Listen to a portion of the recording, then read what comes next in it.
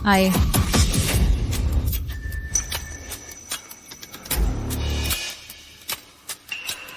Sa mundo, hindi kasama ko ang 6 na sekta ng mga birhen sa paglinang sining ng malayang pagsipsip ng enerhiya.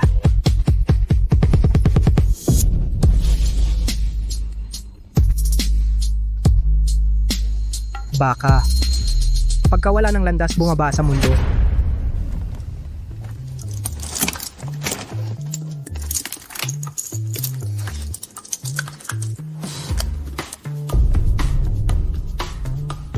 Mulberry ugat ng Usagoji. Napakaraming mahinang gamot na alak, ako ay napunta sa napakawalang kwentang katawan.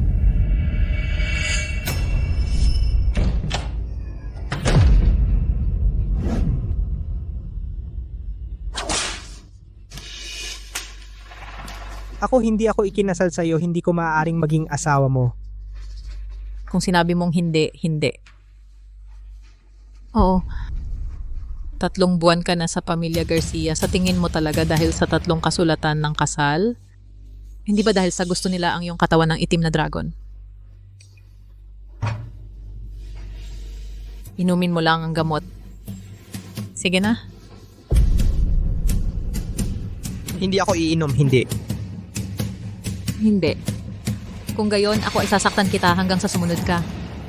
Ang dating may-ari ay isang babaeng cultivator mula sa mundo na naghahangad ng katawan ng itim na dragon una.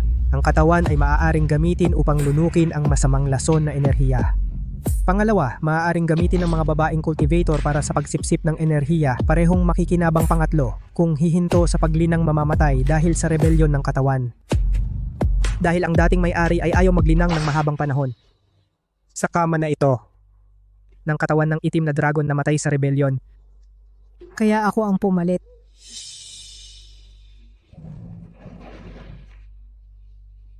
Mayroon kang ganitong aktibong kapareha pero nagpapanggap kang mayabang. Namatay ka ng may kabuluhan.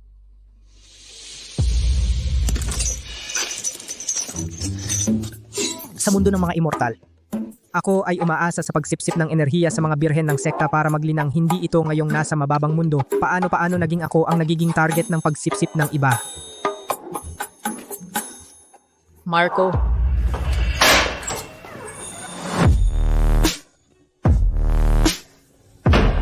Ano ang sinasabi mong kalokohan? Kailan ka ba talaga makakaya mo na?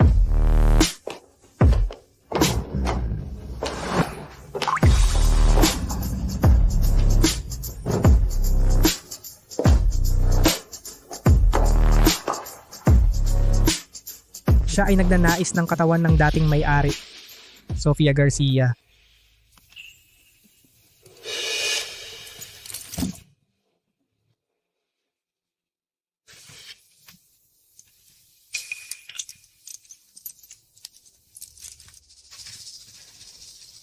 Mula nang pumasok ka ay palagi nakatingin sa aking mga paa. Ano? Ikaw ba ay gusto mo bang halikan ito?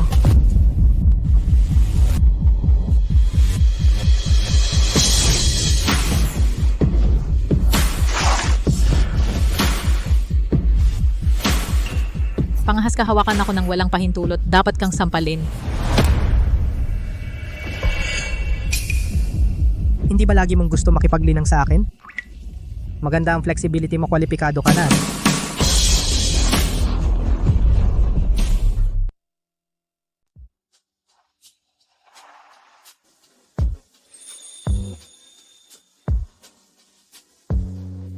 Ibinigay mo ang katawan ng itim na dragon sa akin.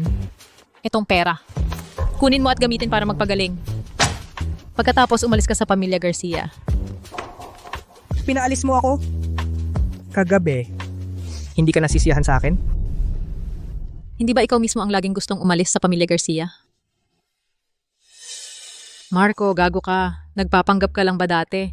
Sa isang gabi, 8 beses kang dumating, 8 beses. Sa ngayon, ayoko nang umalis. Kagabi ay maituturing na interes ng 3 buwan. Interes, oo. Ibig mong sabihin, sisingilin mo na rin ako ng principal? Sabi ko kagabi yung 8 beses na ibinigay ko sa iyo ay interes. mahaba pa ang panahon natin. Ang konsumo ng katawan ng itim na dragon ay mas mataas kaysa sa normal na tao. Kung hindi ka takot mamatay, walang problema sa akin.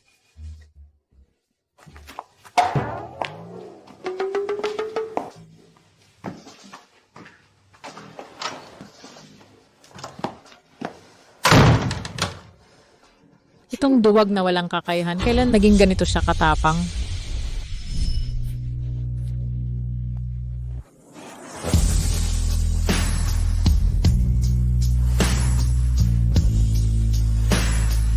Pero, medyo nagustuhan ko pa nga.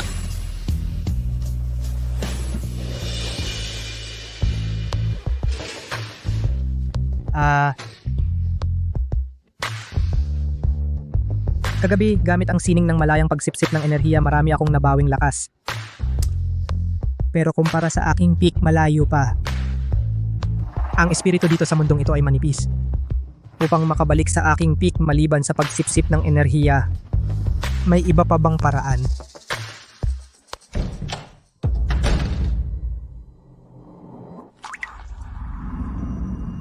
Marco, kagabi si Sofia hindi ka ba ginulo? Nag-alala ako ng sobra. O katawan ng phoenix ng liwanag siya at ang aking katawan ng itim na dragon ang perpektong magkapareha. Ay, mas gwapo ka na. Hehe, Ate Isabela. Hinahanap mo ako? Ano ang gusto mong pag-usapan? Kakakita ko lang kay Sofia. Sabi niya gusto ka raw paalisin. Totoo ba? Matigas lang ang bibig niya. Sa tingin ko, kontento naman siya kagabi. Sa tingin ko, ikaw ang matigas ang bibig. Sa loob ng 3 buwan, masama ang pakikitungo niya sa'yo. Nakikita ko naman yon. Kung palalayasin ka niya, pumunta ka sa kwarto ko at matulog kasama si ate. Pwede ba? Siyempre, tapat ka at may prinsipyo. Hindi naman gagawa ka ng kakaiba, di ba? Pinahahalagahan ka ni ate.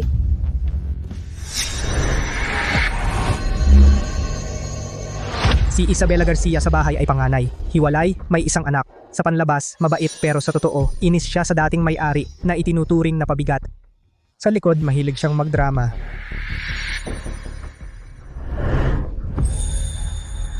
Ate, actually, ako rin ay laging may gusto sa'yo. Naengganyo na siya.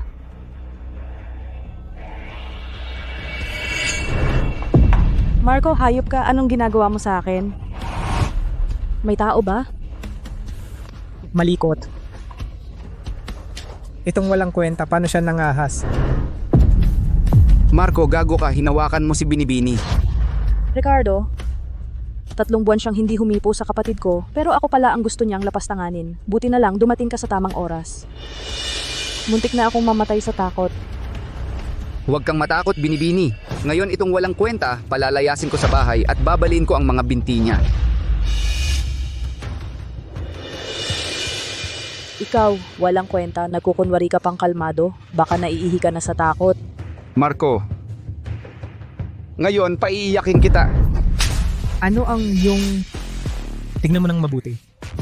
Ako at ang 3 dalaga ng pamilya ninyo ay engaged. Ang inyong Don Shu ay pumirma ng personal. Gusto ko, gagawin ko kung ano ang gusto ko. Kailan naging trabaho ng isang katiwala na sa harap ng magiging manugang tumahol? Ikaw, ano ikaw? Ano ba?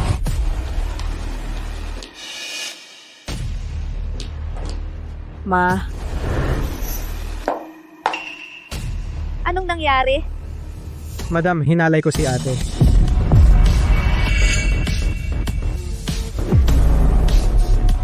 Ma'am, ginulo ko si ate Isabela. ito'y taong hindi sumasagot sa mura at hindi lumalaban sa suntok. Kailan ka pa naging ganito katapang? Ma'am, hindi lang niya ginulo si Binibining Sofia, binigyan pa niya ako ng sampal. Yun ba ay isang bagay na dapat ipagmalaki? Bakit ka sumisigaw? Ma'am, dahil mayroon siyang tatong kasunduan sa kasal, wala na siyang takot sa Diyos.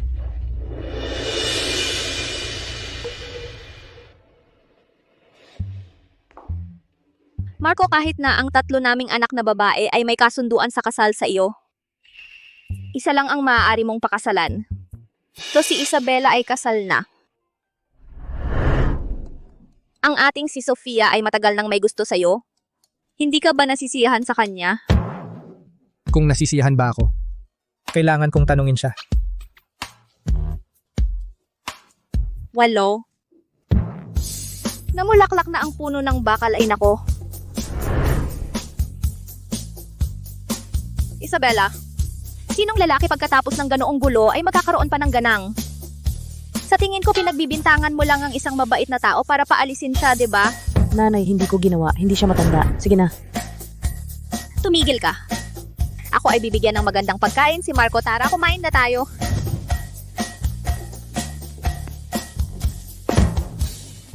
Sofia, kagabi ikaw at siya ay talagang... Ang gusto ko lang sa kanya ay ang katawan ng itim na dragon. katawan ng itim na dragon. Hindi ba ito gawa-gawa lang? Aba, teka Sofia, epektibo ba?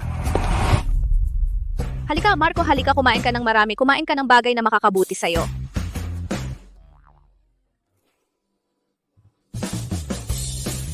Ma'am, itong hapag na ito bakit puro gulay lang? Hindi ito nakakapagpalakas. Nakalimutan mo ba? Ngayon ay araw ng pag-aayuno ni Andrea. Tayo bilang pamilya ay dapat kumain ng gulay. Bakit wala pa si Andrea?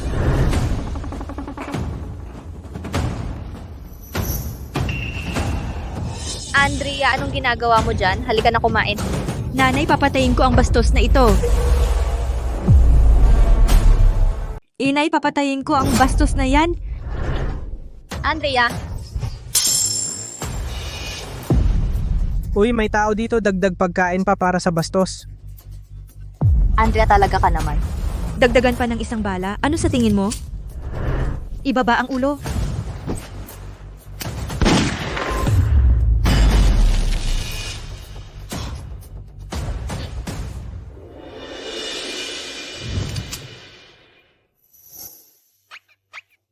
Sofia, lakas ng loob mo ah. Epektibo talaga ang katawan ng itim na dragon. Kahit papaano hindi na kami nagkautangan, bunso, ano ba yung ginagawa mo? Papatay ka ba sa liwanag ng araw? Komportable ba ang pagkakabaon? Hindi tulad kagabi. Kagabi, ikaw at si Marco grabe kayo. Naistorbo ang pagdadasal ko. Nasayang ang pag-aaral ko. Balang araw, papatayin ko siya. Kung kaya mo, protektahan mo siya habang buhay.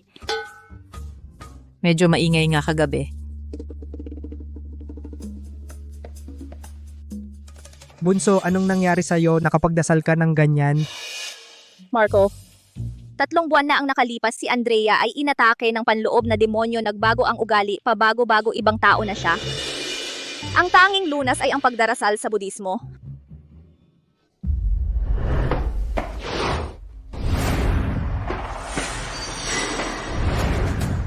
Hindi demonyo yan, inalihan siya ng diablo.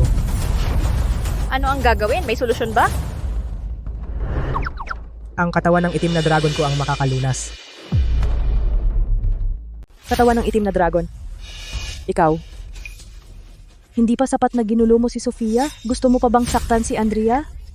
Ay, kung gusto mo maniwala o hindi. Ikaw na isang taong nagtatago sa likod ni Sofia, duwag. Ang sasabihin mo ay talagang may kredibilidad? Naniniwala ako. Si Marco ay medyo duwag, pero hindi siya sinungaling. Sofia, Pagkatapos kong magsanay kasama siya, lubhang lumakas ang aking panloob na kapangyarihan. Siguro ang kanyang katawan ng itim na dragon ay talagang may milagro. Sofia, Marco, kung may paraan ka, tulungan mo ako bilang isang tita. At tulungan mo rin si Andrea. Andrea, hindi sinasadya kanina. Inaalihan lang siya ng panloob na demonyo. tulong? Hindi naman imposible. Pero meron akong maliit na kahilingan. Sabihin mo, Habang ginagamot ko si Andrea sa kanyang sakit, walang sino man ang dapat manggulo. sige. Nag-aalala ako na walang paraan para magsanay, ngunit dumating siya mismo sa akin. Isabella, Nanay Sofia, talaga bang naniniwala kayo sa kanya? Bukod sa pag-asa sa pagkakaroon ng katawan ng itim na dragon, ano pa ang kaya niyang gawin? Tingnan mong mabuti, ang mga chopstick na hinawakan niya kanina, yung 2 chopstick, Chopstick? Nakatayo? Tingnan mo ng mas maigi, nakatayo lang ba? Nakalutang. Anong nangyayari? Inilagay niya ang kanyang panloob na kapangyarihan sa mga chopstick na ito.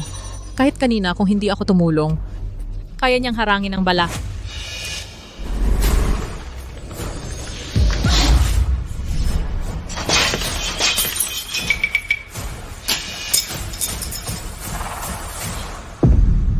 Pagkatapos magsanay kasama ako, ang kanyang katawan ng itim na dragon ay nakatamo rin ng malaking pag-unlad. Ay, sayang lang ang pagtulong ko sa kanya. Mabuti. Ngayon hindi na kailangang matakot na masira ang kanyang katawan. Amitabha. Pagpalain ng Buddha? Pagpalain ako. Naalisin ang panloob na demonyo.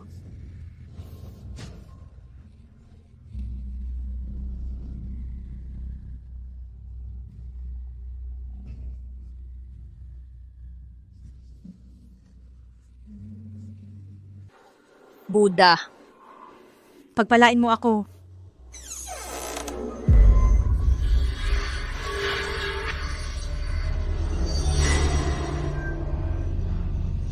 Walang Buddha. Gwapong bodhisattva pero meron isa.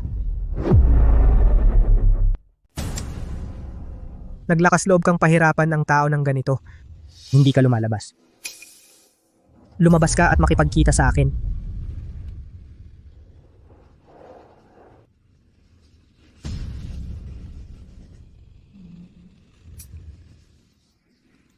Sumunod ka naman. Sinabi ko sa'yo na lumabas ka at lumabas ka nga. Ngayon gagawin kitang enerhiya. Huwag kang mag-alala. Walang sakit.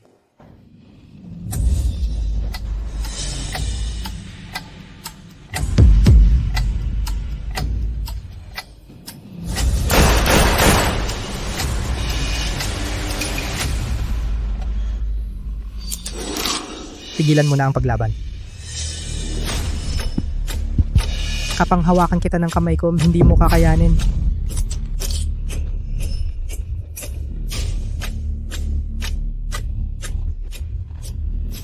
Halika.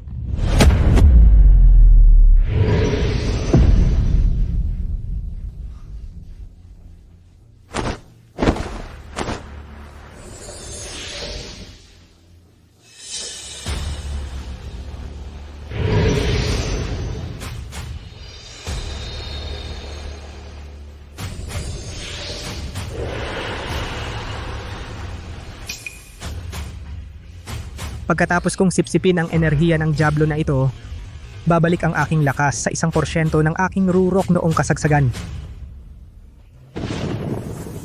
Ma, tingnan mo. Mukhang may kakaiba sa langit. Biglang nagkaroon ng madilim na ulap. Ito ay abnormal. Ang pagkamaulap ba ay itinuturing na kakaiba? Marco. Lumapit ka. Mainit ako. Nalagyan ako ng sumpa ng lason. May pagkakataon pa ako.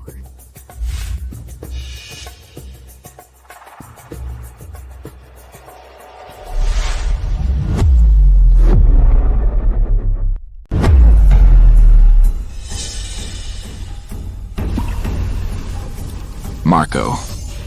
Ikaw, Anong ginagawa mo? mayroong nasa katawan mo na naglagay ng Diablo at sumpa ng lason, unti-unting kinakain ang katawan mo. Kung magdadasal ka ng Amitabha, walang silbi.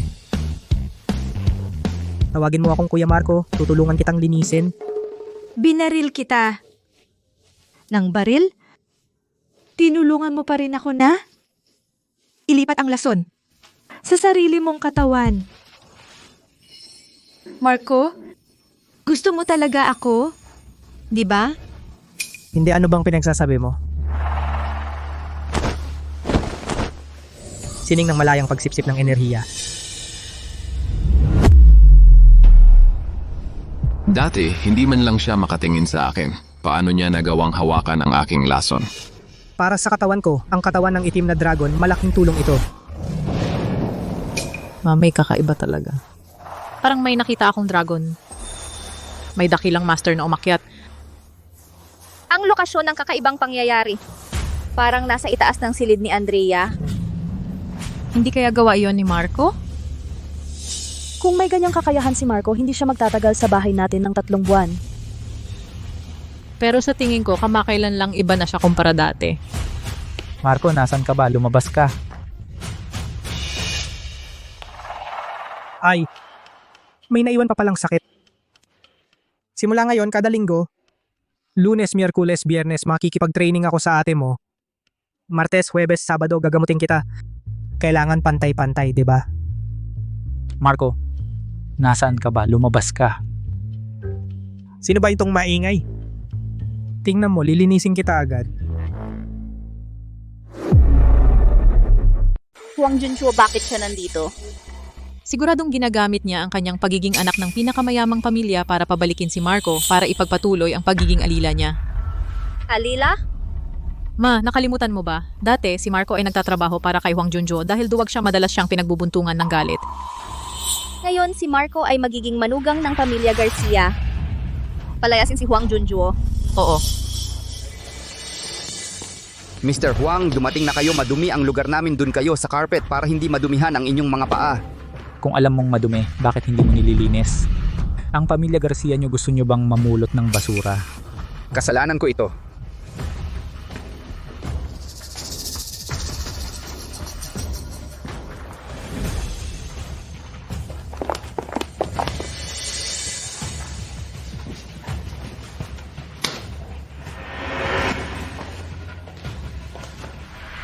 Maria Cruz.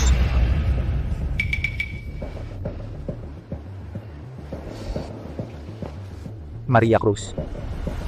Narinig ko si Marco hindi masunurin sa iyo. Ngayon, espesyal akong pumunta para isama siya pabalik. Si Marco ay ginagamot si Andrea. Pinangako namin sa kanya na walang sinuman ang dapat mang-abala. Gamutin? Marunong pala magpagaling si Marco? Mr. Huang, sabi niya ang kapatid kong babae ay inaalihan ng Diablo. Naniniwala ang nanay ko na kaya niyang gamutin. Imposible. Simula nang pumunta si Marco sa pamilya de la Cruz namin mula sa unang araw, siya ang naglalaba ng aking underwear at medyas, naghahain ng tsaa at ashtray. Marunong siyang magpagaling? Bakit hindi ko alam? Kung marunong ba si Marco magpagaling, wala kang pakialam. Ang kanyang tatay ay pumirma ng kasunduan sa kasal sa aking ama. Siya ang manugang ng pamilya Garcia. Wala itong kinalaman sa iyo. Tama, 3 buwan na ang nakalipas. Sabi ng pamilya Garcia nyo si Marco ay may katawan ng itim na dragon at dinala siya. At nagdala pa ng 3 kasunduan sa kasal. Sa madaling salita, ang pamilya Garcia ay hindi na kayang mabuhay. Huang Junjo, anong ibig mong sabihin? Anong ibig sabihin? Sino ba ang hindi nakakaalam na kami ni Andrea ay may pagmamahalan? Sa palagay ko, gusto nyo lang na si Marco ang makinabang dito. Bakit ang lamig?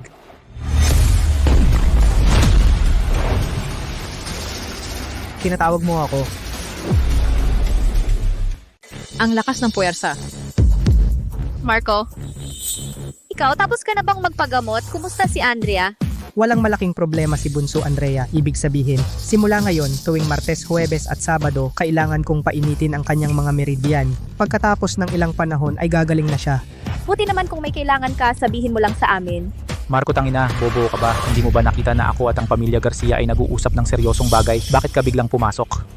Siya ay araw-araw ang mayamang nang aapi sa dati kong katauhan. Ang mga internal organs ay sira na lahat. Itong walang kwentang tao ay ginawa kong panggatong, baka maglabas ng maraming mantika.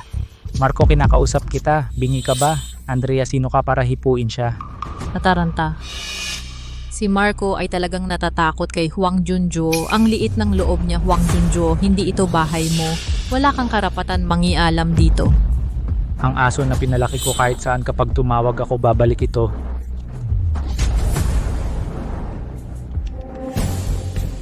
Gaya ng dati. Papakintab mo ang sapatos ko at sabihin mo sa akin, paano mo ginamot si Andrea, saan mo siya hinawakan?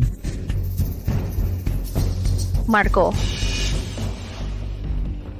Ikaw ang manugang ng pamilya Garcia. Hindi mo kailangang sumunod sa kahit kanino. Magkaroon ka ng dangal. Ngayon, kailangan kong bigyan si Master Huang ng paliwanag. Marco, alam ko na hindi kita pinalaki ng walang kabuluhan. Akala ko nagbago na siya, hindi ko inaasahan na ang tapang ay sa babae lang niya ginagamit. Tara. Lumuhod ka, itong sapatos, punasan mo para sa akin.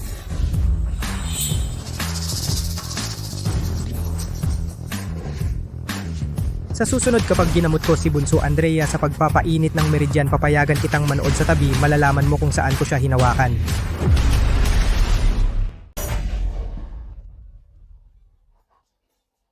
Ang lakas ng loob niya. Kumain ka sa pamilya de la Cruz, gumamit ka ng sa amin, pinalo mo ako, hinawakan mo pa ang nobya ko. Sino bang kumain ng pagkain mo? Ako payat, ikaw mataba. Buwisit, sige, salakay nyo. Kunin nyo siya at ibalik sa akin. Ako mismo ang papatay sa kanya.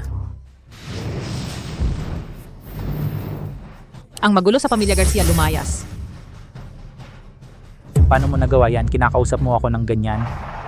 Binibining Sofia, ito si Ginoong Huwang. Isa pang salita, dalhin mo yung basura mong banig at lumayas ka. Binibining Sofia.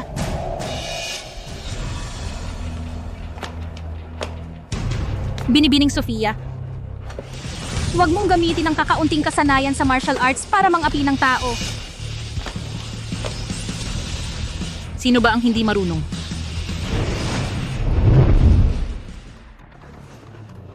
Pinsan, Liu Ruyan. Pinsan, naghintay ako sa labas ng pinto ng napakatagal. Bakit hindi mo pa naibalik si Marco? Ano ba ang nangyayari? ang kakaiba ng batang ito ngayon at ang buong pamilya Garcia ay pumapanig sa kanya. Sa palagay ko, ikaw na lang ang kailangan pumunta. Marco? Tigil na ang gulo. Susunduin na kita pa uwi. Dumating na ang iniibig ni Marco. Hindi na natin siya mapipigilan. Siya ay Liu Ruyan. Ruyan ang cake na gusto mong kainin. Dahil ang dating may-ari ay may gusto kay Liu Ruyan. Para makalapit sa kanya, ibinenta niya ang sarili niya ng mura para maging utusan sa pamilya de la Cruz. Marco, bakit ang lamig na ng cake na ito? Cake, kumakain lang ako ng bagong lutong cake. Medyo malayo ang daan. Bakit hindi mo ilagay sa loob ng damit mo para mainit?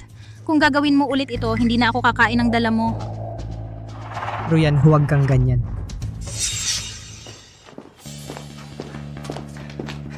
Ruyan, ang cake na gusto mong kainin bagong lutong mainit pa.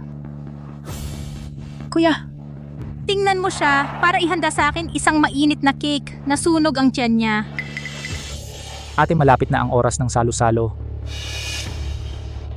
Uy, Marco. Itago mo na lang ang cake para sa sarili mo. Kung ang salo-salo may matitirang pagkain, ipapabalot kita at dadalhin. Ruyan, salamat ang bait mo sa akin. Kaya sa susunod, kailangan mo rin akong tratuhin ng mabuti. Ikaw lang ang paborito ko. Si Liu Ruyan ay talagang hindi sineseryoso ang dating may-ari. Sa halip ginawa niya siyang parang aso. Dahil dito, ang dating may-ari nang siya ay ibalik sa pamilya Garcia pagkatapos siyang kunin, mas gugustuhin pang mamatay kaysa makipagsanay kay Sofia Garcia. Talagang dapat bigyan ng dating may-ari na ito ng monumento ng kalinisan. Hindi ako kasal sa iyo, hindi ko pwedeng gawin ang bagay ng mag-asawa. Marco, kung hindi ka lalapit, aalis na ako. Marco, huwag kang sumama sa kanya. Si Liu Ruyan ay hindi mabuting tao. Dito ang iyong tahanan. Hindi ako mabuting tao. Binibining Sofia, narinig ko na gusto mo ang katawan ng itim na dragon ni Marco. Kaya mo siya ikinulong sa inyong pamilya Garcia para pilitin siyang sumunod. Hindi mo ba siya hinahampas ng latigo o sinasaktan ng suntok at sipa? Galit ako dahil hindi siya natututo. Si Marco, siguradong galit na galit sa akin. Mahal. Tingnan mo nung wala ako sa tabi mo. Ginawa ka nilang. Binuli ka ng husto. Tara, uwi na tayo. Gusto ko. Ano ang gusto mo? Ang pambubugbog ay pagmamahal. Kapag mahal na mahal, sipain mo. Alam mo ba yon? Ang Ang pamilya Garcia ay pamilya ng mga mandirigma. Siya, gusto lang naman ang katawan ng itim na dragon mo para gamitin ka sa pagsasanay. Mahal, makinig ka. Huwag na tayo dito. Tama na, hindi mo rin ba gusto ang katawan ng itim na dragon ko? Oo naman. Dati, hindi ko alam na mahal ko ay may espesyal na katawan. Ngayong alam ko na. Mas gusto pa kita, tara. Umuwi na tayo sa kama. Dahan-dahan tayo mag-usap. Si Marco dati, hindi makuha si Liuruyan. Ngayong lumalapit si Liuruyan, wala na siyang dahilan para tumanggi. Walang hiya. Hindi ka karapat dapat. Ano yun? Hindi ako karapat-dapat. Hindi mo kaya ang gulo.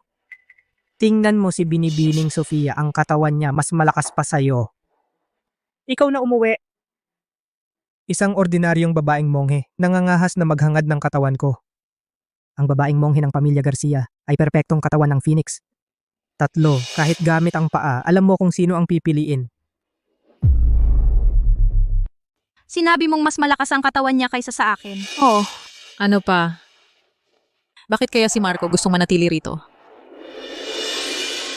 Marco, hindi ba ako ang gusto mo?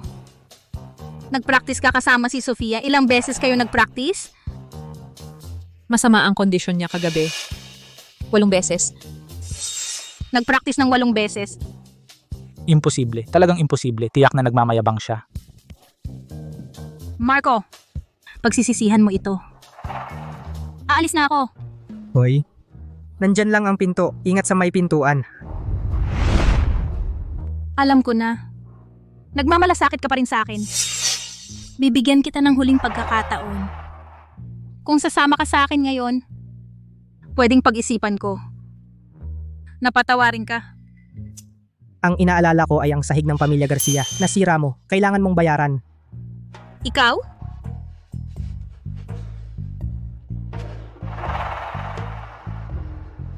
Marco, hindi na ako kakain ng mga bagay na ibinigay mo sa akin. Hindi na rin ako magpapabalot para sa'yo ng mga tirang pagkain sa handaan. Sira ulo ka ba? Sariwang pagkain hindi mo kinakain. Gusto mo ang tira? Hindi pa tapos ang usapin na ito. Marco, hintayin mo ako. Anong hihintayin? Hintayin kong baliin ang isa mong binti at pagapatin ka.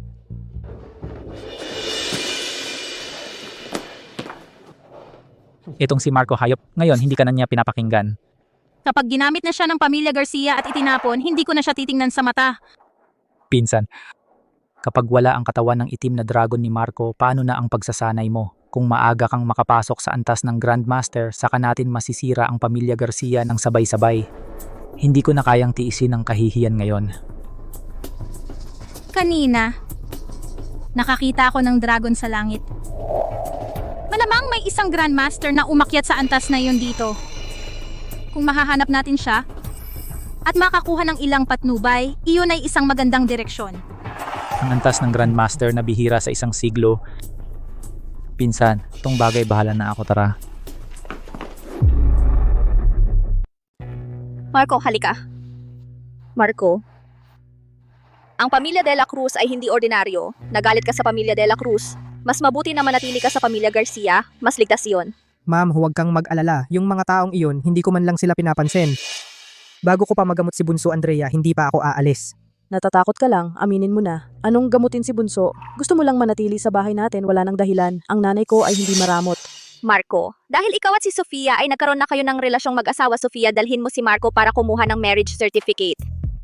Ngayon na, kumuha ng marriage certificate. Hindi ba ito masyadong padalos-dalos? Mayroon na kayong kasulatan ng kasal. At saka, kung hahanapin ng pamilya De La Cruz si Marco, masasabi niya nang lehitimo na siya ay manugang ng pamilya Garcia, di ba?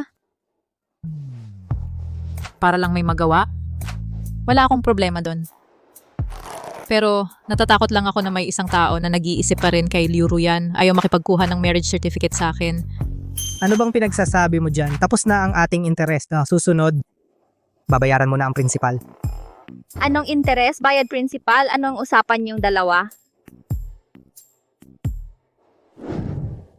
Interest, oo. Ang ibig mong sabihin, hihingian mo pa ako ng principal? Sabi ko, kagabi, yung 8 beses na ibinigay ko sa'yo ay itinuturing na interes. Marami pa tayong araw na darating. Sino ba ang matatakot? Sige, tara na. Tara, Sandali. Iminumungkahi ko na sabay-sabay muna nating puntahan si Bunso Andrea. May isang tao na nagsasabing hindi pinapayagan na istorbohin namin pero sinasabi naman na matagal bago magamot si Bunso. Sino ba ang nakakaalam kung talagang ginagamot niya si Bunso? tara na.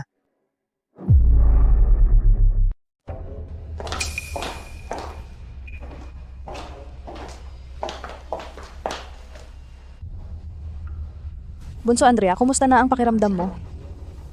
Protection ni Buddha, mas mabuti na. Sabi ni Marco, ang sakit mo, siya ang nagpagaling. Pero pagkatapos kailangan mo pa rin ng gamutan niya. Hindi totoo yan. Epektibo ang pagbigkas ko ng sutra.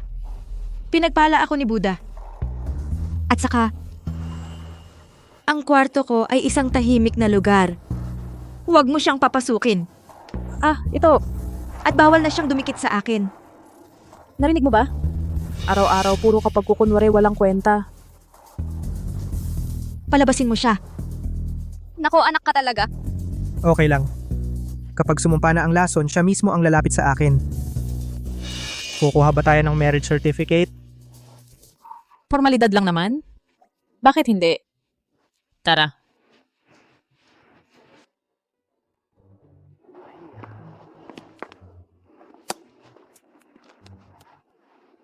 Kahit nagpakasal na tayo ay mag-asawa sa papel lamang.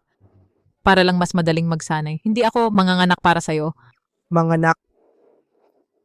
Magkaroon ng pagmamahalan, hindi ba pwedeng? Kaysa sa pagmamahalan, mas inaalala ko kung matibay ka ba?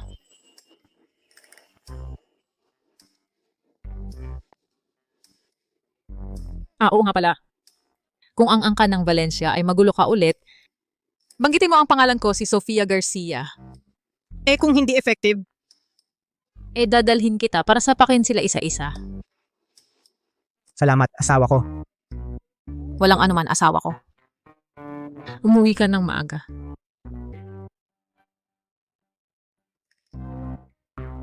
Naku, ang sarap ng feeling na may nagpoprotekta sa'yo. Kailangan ko ring magsikap sa pagsasanay. Sikapin kong bumalik sa 10% ng aking buong lakas. Hindi ako pwedeng maging pabigat sa asawa ko.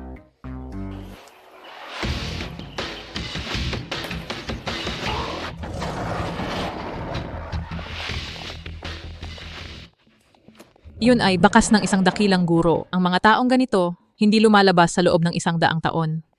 Pero ako ilang beses ko siyang nakita. Napakaswerte ko. Ewan ko kung ano ang mga halamang gamot dito. Paano ang kalidad? Gagawa ako ng ilang pildoras para makatulong. Sa gabi, kasama si Sofia, magsasanay kami. Doble ang magiging resulta. Uy, kumusta? Pabili ng ilang halamang gamot. Gusto ko ng mga luma, mas matanda, mas maganda. Sige, okay. Goji berries. Dalizi. Yang yan gen. Ginto. Bakit hindi ka nagsusulat? Hindi ba ako mukhang bumibili? Ah, sandali lang. Bilis, lumapit ka.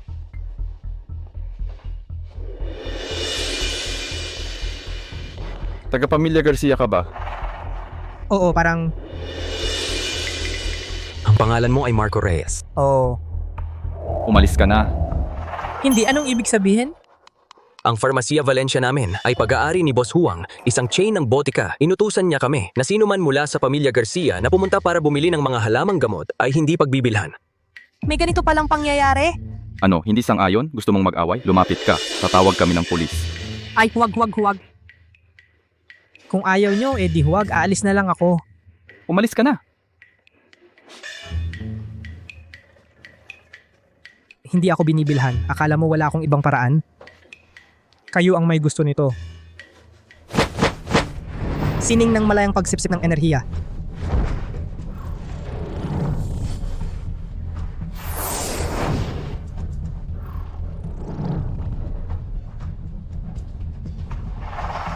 Diretsong sumisipsip ng kapangyarihan ng gamot, kahit hindi kasing ganda ng handang pildoras. Ngunit para turuan kayo ng leksyon ay sapat na.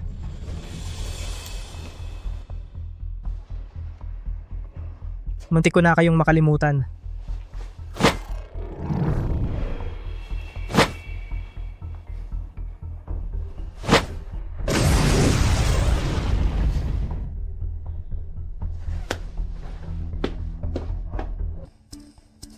Bakit sira ang mga halamang gamot na ito? Grabe, ano ba talaga ang nangyayari? Pwede bang magtrabaho kung malaman ni Boss Huang siguradong sisirain tayo?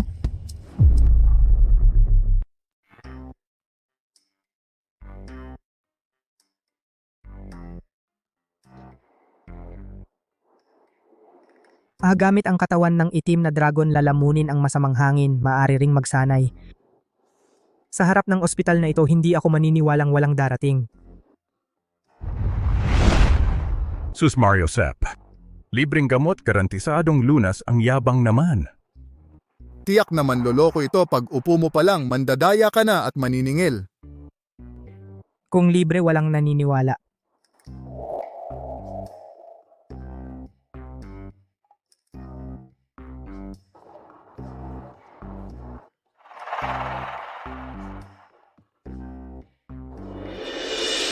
Oy, sus Mario Sep 100,000 ang konsulta libre ang gamutan. At garantisadong lunas ang lakas ng agaw pansin, ikaw ang pinakawalang takot na manloloko na nakilala ko. Subukan mo muna, bakit alam mong manloloko ako? Ako na may lagnat at naka-IV, papagastusin mo ako ng 100,000 para sa konsulta. Akala mo bang utak ko nasunog na? Simula nang mahawakan ako ni Marco, Sumasakit ang buong katawan ko. kailangan kong magpatingin sa ospital.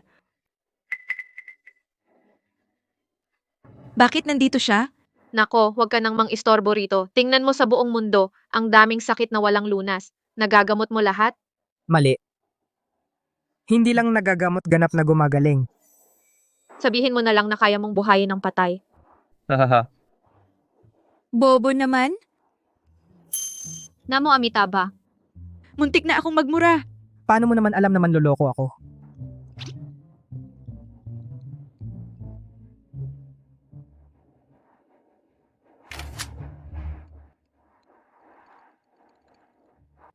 Ate Isabela, tingnan mo itong si Marco. Ano ba talaga ang ginagawa niya?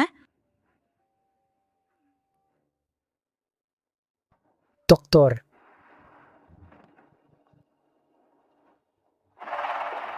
Doktor, May sakit ang anak kong babae, gusto kong ipatingin sa iyo. Ate, huwag kang magpapaloko sa kanya, manloloko talaga siya. Huwag magmadali sa paghahanap ng gamot. 100,000 ang konsulta, kumalma ka. Diagnosed na ang anak ko. Leukemia stage 4, wala na akong magawa. Hindi ako magpapakonsulta, pakisagipin siya. niloko mo ako, hindi pa sapat? Gusto mo pang lokohin ang lahat ng tao? Akala mo ba lahat ay madaling lokohin? Ate, ang tindi ng diskarte mo. Siguradong hindi niya tatanggapin iyan. Maestro, siya ay na-diagnose na may leukemia, malala na. Hindi na kailangan ng check-up mo. Ngayon, sabihin mo sa lahat, kaya mo ba siyang gamutin? Hindi, bingi ka ba? O bulag? Sinabi ko na hindi lang gamot, gumaling na siya. Salamat doktor, luluhod ako sa iyo. O ate. Basta mailigtas mo ang anak ko, magpapatira pa ako sa iyo. Ate, huwag kang mag-alala. Tiyak nagagaling siya. Tumatanggap ng malaking paggalang, nagmamayabang ka pa rito. Walang medical equipment at gamot na handa. Isang upuan lang ang inilatag, makakagamot na? Sino ang nagsabing wala ako?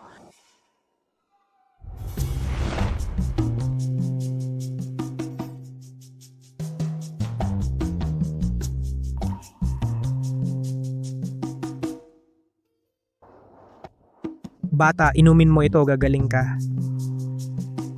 Halika.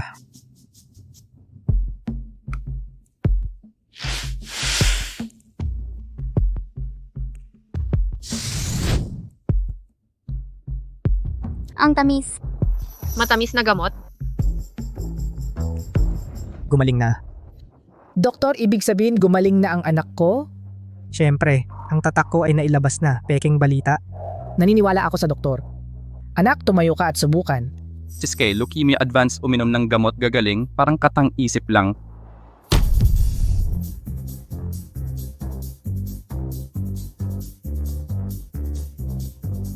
Mami, gumaling na ako. Ngayon, ang buong katawan ko ay may lakas.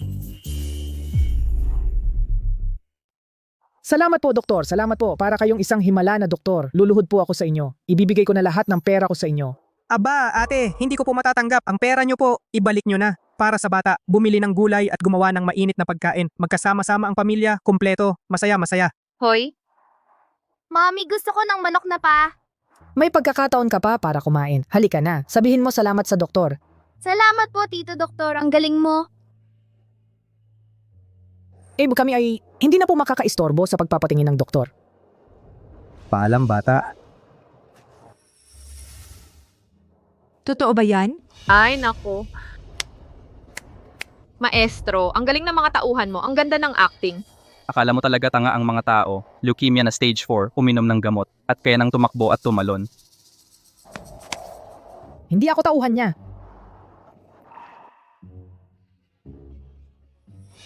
Ma, ang bagal ng cellphone na ito. Gusto ko ng bagong cellphone para maglaro. Bilhan mo ako. Ay ma, wala akong pera. Hintayin mong kumita ako ng pera. Bibilhan kita agad, sige. Maging mabuti ka. Ayaw ko. Meron ka namang pera, nakikita ko. Nasa bulsa ng damit mo. Pakibilhan mo ako. Ito ang pera pang save ng buhay ko. Ito ang pera pang save ng buhay ni nanay. Hindi ito. Nasa kabilang bulsa. Wala na, ma, wala na talaga.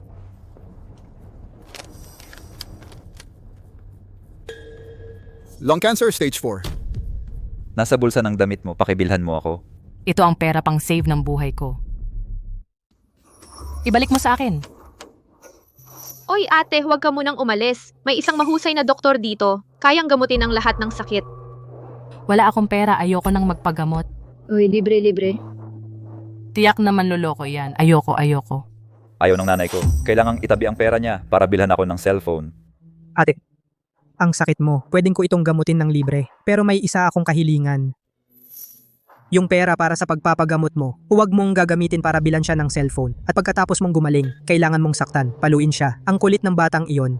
Tama ate, kung naawa ka sa kanya, pwedeng ako na lang. Ako nagkakatay na yata ako ng cancer. Kaya mo ba talaga gamutin? Kaya,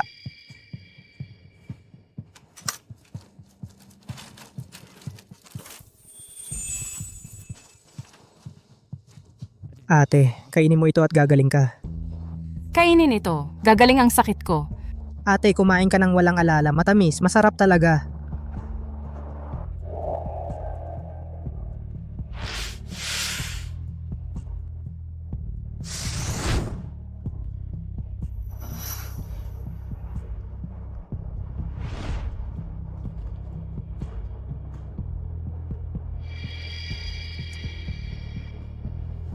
Oy ate, kamusta ka na?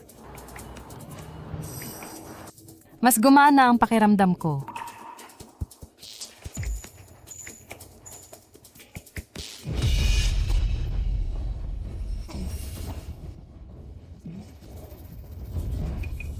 Ay, nagdurugo siya.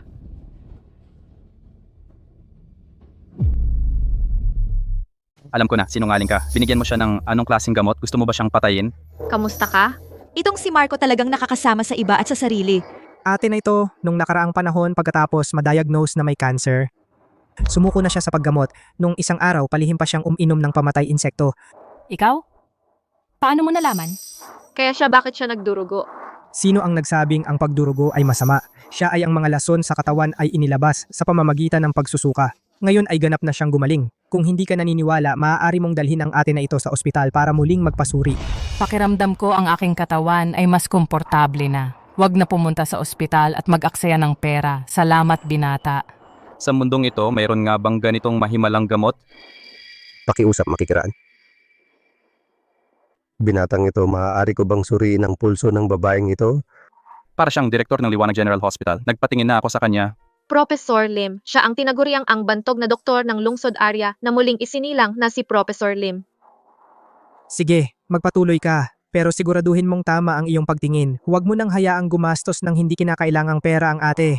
60 taon na akong nagpapraktis ng medisina. Huwag kang mag-alala, binata. Ang mga pangunahing karamdaman ay nakikita ko naman. Ay, napaka-humble ni Professor Lim. Talagang isang mahusay na master. Ang pulso ay matatag. Malakas ang pagtibok. Ito ay hindi mukhang... Isang pasyenteng may cancer. Hindi. Ito ay hindi mukhang may sakit. Ako ay gumaling na. Isang tableta lang ang ininom ay makakapagpagaling na ng lahat ng sakit, Ginoo. Maaari ba ang inyong tableta patingin nga? Ito, kung titingnan ninyo, wala namang silbi. Naiintindihan, Ginoo, ikaw ay nagpapagaling at nagliligtas ng buhay, may awa at kabutihan. Pasensya na sa aking pag-abala. Director Lim sa kanya ay mayroon palang ganito kataas na pagpapahalaga. Bakit? Marunong ba talaga siyang magpagaling? Nagtatayo lang ako ng tindahan, tumutulong sa iba at sa parehong oras, nakikinabang din ako dahil ang katawan ng itim na dragon ay nagsasanay sa pamamagitan ng masamang lason. Ginoo, ang iyong puso ay malawak, hindi pangkaraniwan, may ganyang milagrosong gamot at handa mo pang ibahagi ng libre sa mga pasyente. Napakabuti. Ay milagrosong gamot. Itong kanyang gamot na nakapagpapagaling ng lahat milagrosong gamot ay nasa tabi ng kanyang tindahan. Nasa loob ng kahong iyon.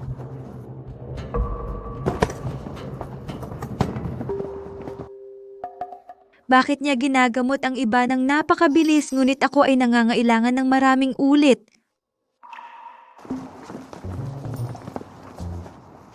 Ginoo, ito. Hayaan mo na sila kahit na. Tsokolate bola lang naman, tsokolate bola, oo. Kaibigan, paano mo ginagamot ang mga tao sa kanilang sakit? Pwede bang mag-iwan ng contact number? Nakakilala ako ng isang nakatagong dalubhasa.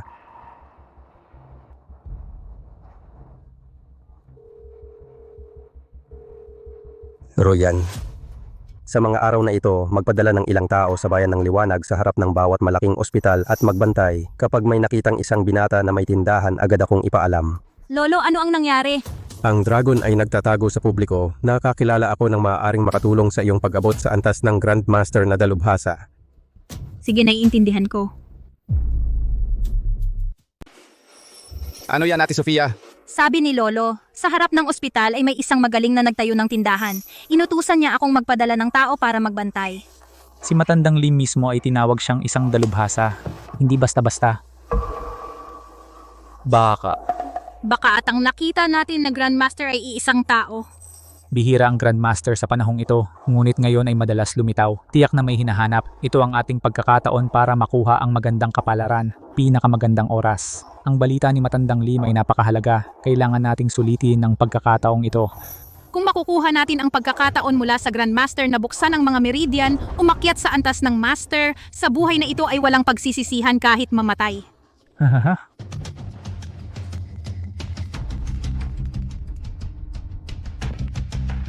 Hoy? Ano? Lahat ng mga gamot ay nawalan ng bisa. Pinsala ay hindi bababa sa 10 milyon. Sige.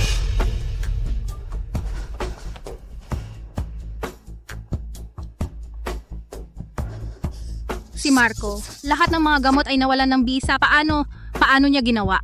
Bahala na siya. Itong batang ito ay tiyak na gumamit ng maruruming taktika. Hayop. Nagdulot sa akin ng malaking pagkalugi. Kapag nahuli ko siya, babaliin ko muna ang 2 binti niya.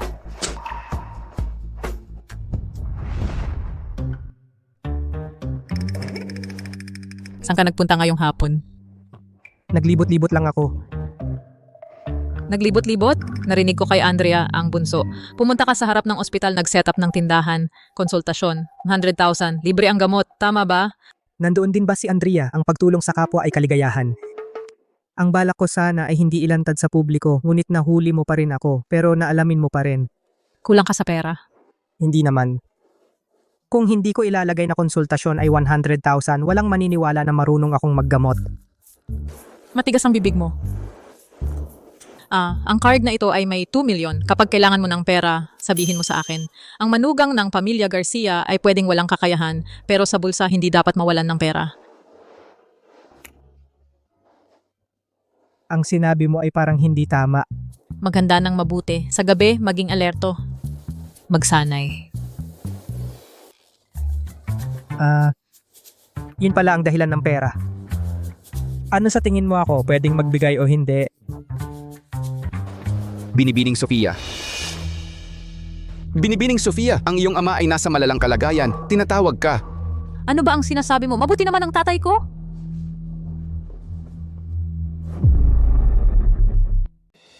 Tay, hindi ka mamamatay, gagaling ka rin.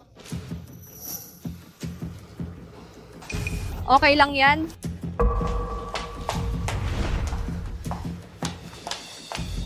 Miguel, dumating na sina Sofia.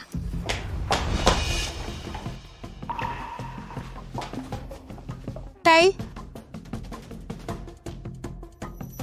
Siya ay mula sa pamilya Garcia ang pinuno, Juan Miguel Cruz.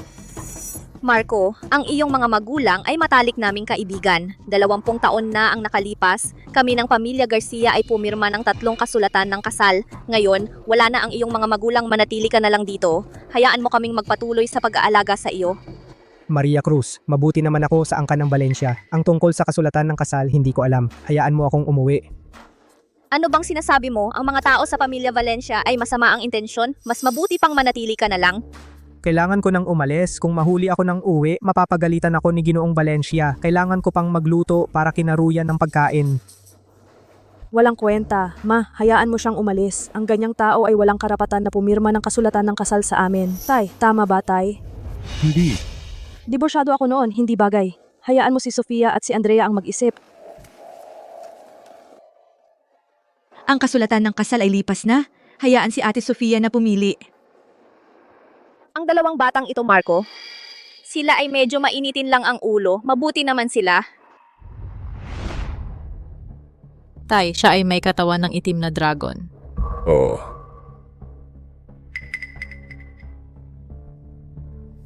Sige, ako na ang bahala sa kanya. Sa totoo lang, ang pagkakataon ng orihinal na may-ari ay galing kay Juan Miguel. Ang nakakatawa, ang matandang ito ay kuripot sa salita. Talagang kakaunti ang sinasabi. Juan Miguel, nandito sina Isabela at Sofia. Si Andrea ay pumunta sa ospital at pauwi pa lang. Sino ang hinahanap mo? Siya. Tito Shu, hinahanap mo ako?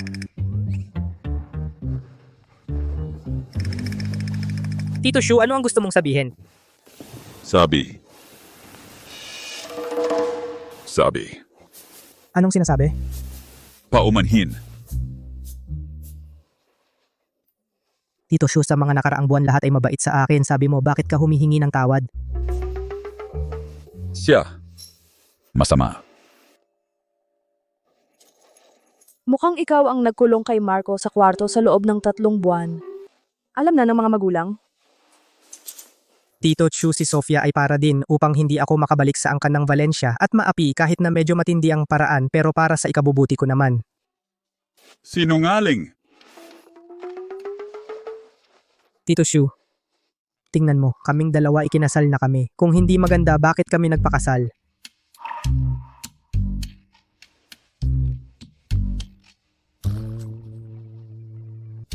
Sinadya.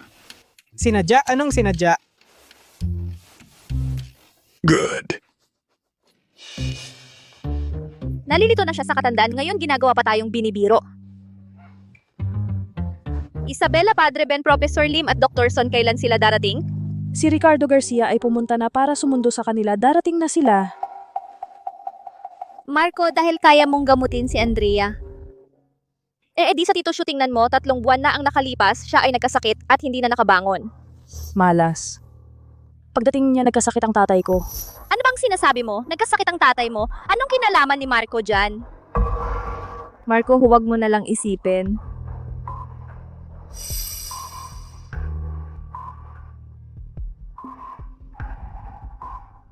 Iyon pala ang dahilan. Anong nangyayari?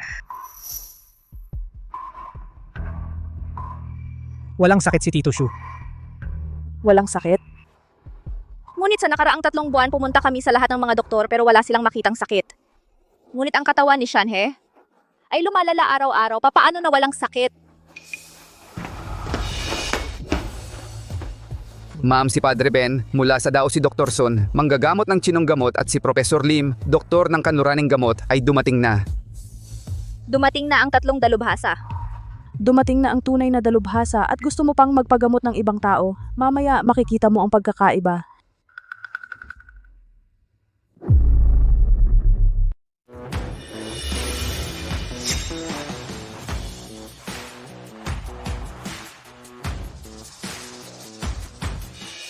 Jose, ikaw nasaan ang lolo mo, si Director Lim? Ang lolo ko ay walang oras. Ano, minamaliit mo ba ako? Kami ng dalawang maestro ay sabay na pumunta. Wala ba akong karapatan gamutin ang matandang Garcia ninyo? Hindi ko yun sinadya. Nag-aalala lang ako. Baka si Dr. Ricardo ay may importanteng gagawin at baka makatulong kami. Hindi. Ang lolo ko kamakailan ay nakilala ang dakilang guro ng bayan ng Liwanag. Gusto niyang makipag-ugnayan sa kanya. Ang tulong na ito ay malamang hindi kayang ibigay ni Maria Cruz. Oo. Ang dakilang guro ng bayan ng Liwanag na lumitaw kamakailan ay narinig na rin namin. Kung kami ay mapalad na makita ang dakilang guro, tiyak na tutulong kaming ipakilala siya. Sa katayuan ng inyong pamilya Garcia sa bayan ng Liwanag, malamang hindi ninyo makikita habang buhay ang dakilang guro. Ikaw isang doktor ng kanluran na walang dalang kagamitan, nandito ka lang para mag-ayos, di ba? Ano ngayon? Sabi ng lolo ko kapag gumagamot ang dakilang guro, ganun din walang dalang kahit ano. Sa akin binabastos mo na ako. Ikaw? Sofia, ang ganyang tao ay pwedeng maging doktor? Siya ang kapatid na lalaki ni Ruyan Lim. Ang pamilya Lim sa bayan ng Liwanag ay ang pinakamalaking pamilya ng mga doktor. Marami silang propesor ng medisina. Dumating para ipaghiganti ang kapatid. Pangit na ang itsura ng mukha, ganyan na. Hindi na maililigtas. Maghanda na kayo para sa libing. Ano? Ano? Sabi ko, pangit ang mukha mo. Hindi ba bingi ka at hindi mo marinig? Sabi ko, si Don Garcia ay wala ng pag-asa. Maghanda na kayo para sa libing. Gago. Bakit ka nagmumura? Jose? Kung hindi magamot ni Dr. Jose, kung gayon pakiusap sa dalawa pang maestro, tingnan natin.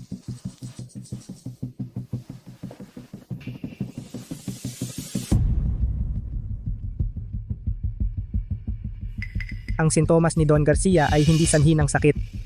Hindi rin niya magamot. Sino may sabi? Ang sakit ni Don Garcia ay hindi mahirap, ilang halamang gamot lang, kaya gamutin.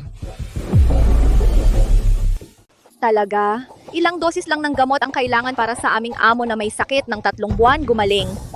Siyempre naman.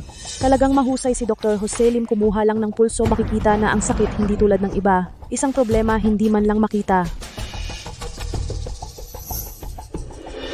Walang nakikitang problema. Ano naman kung ganun? Lolo Sun, sasabihin ko sa iyo ang totoo. Ang mga taong ito ngayon ay inaapi ang aking ate. Huwag mo silang gamutin. Jose, hindi natin dapat ang personal na away ilagay sa pasyente. Ang doktor ay may mabuting puso. Unahin ang pagligtas ng buhay. Jose, ang tungkol kay Ruyan. Ako nang pribado hihingi ng tawad sa inyo, pero ngayon ang aming amo nasa bingit ng kamatayan. Mangyaring Dr. Jose Lim sagipin siya. Huwag kang mag-alala, Maria. Ang kailangan lang ni Ginoong Shu tableta ng pagbabalik buhay. Tableta ng muling pagkabuhay at pulbos ng pagpapanumbalik ng kaluluwa na sabay na inumin agad na makikita ang epekto. Ang problema lang, ang 3 gamot na ito ang paggawa ay medyo mahirap at ang presyo ay medyo mahal din. Hindi, Dr. Jose Lim. Ang 3 gamot na ito binigay mo ng sabay-sabay sa kanila. Dr. Jose Lim, basta't mapagaling ang sakit ng asawa ko, ang pera ay hindi problema. Maria, napakabilis magdesisyon. Ang 3 gamot lahat ay 300 milyon. Siguradong mabubuhay siya. 300 milyon? Ano ba, Dr. Jose Lim? Ang 3 gamot na ito pag pinagsama ay mahigit 1 bilyon. Binigay mo ng 300 milyon ibinenta sa kanila? Ikaw ba ay may galit sa akin? Sinadya mo? Dr. Jose Lim. Dahil sinabi mo na yan, yung 300 milyon. Nanay, huwag mong hayaan na gamutin nila si tatay.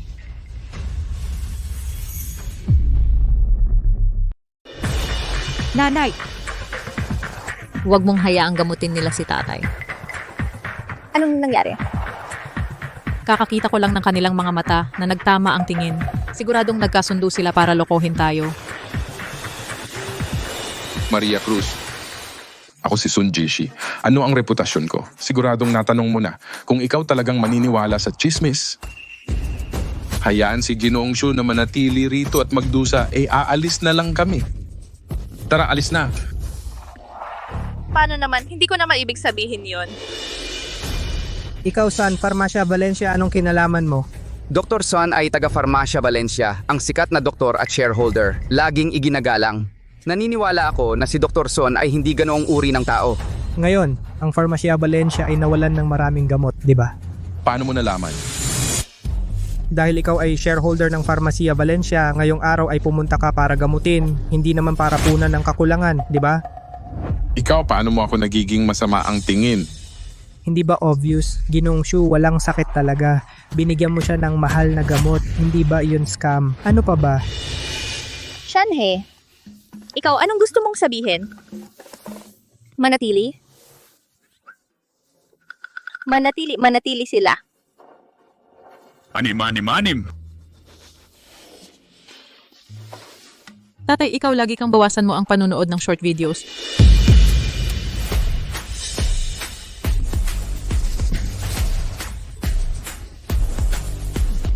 Shane.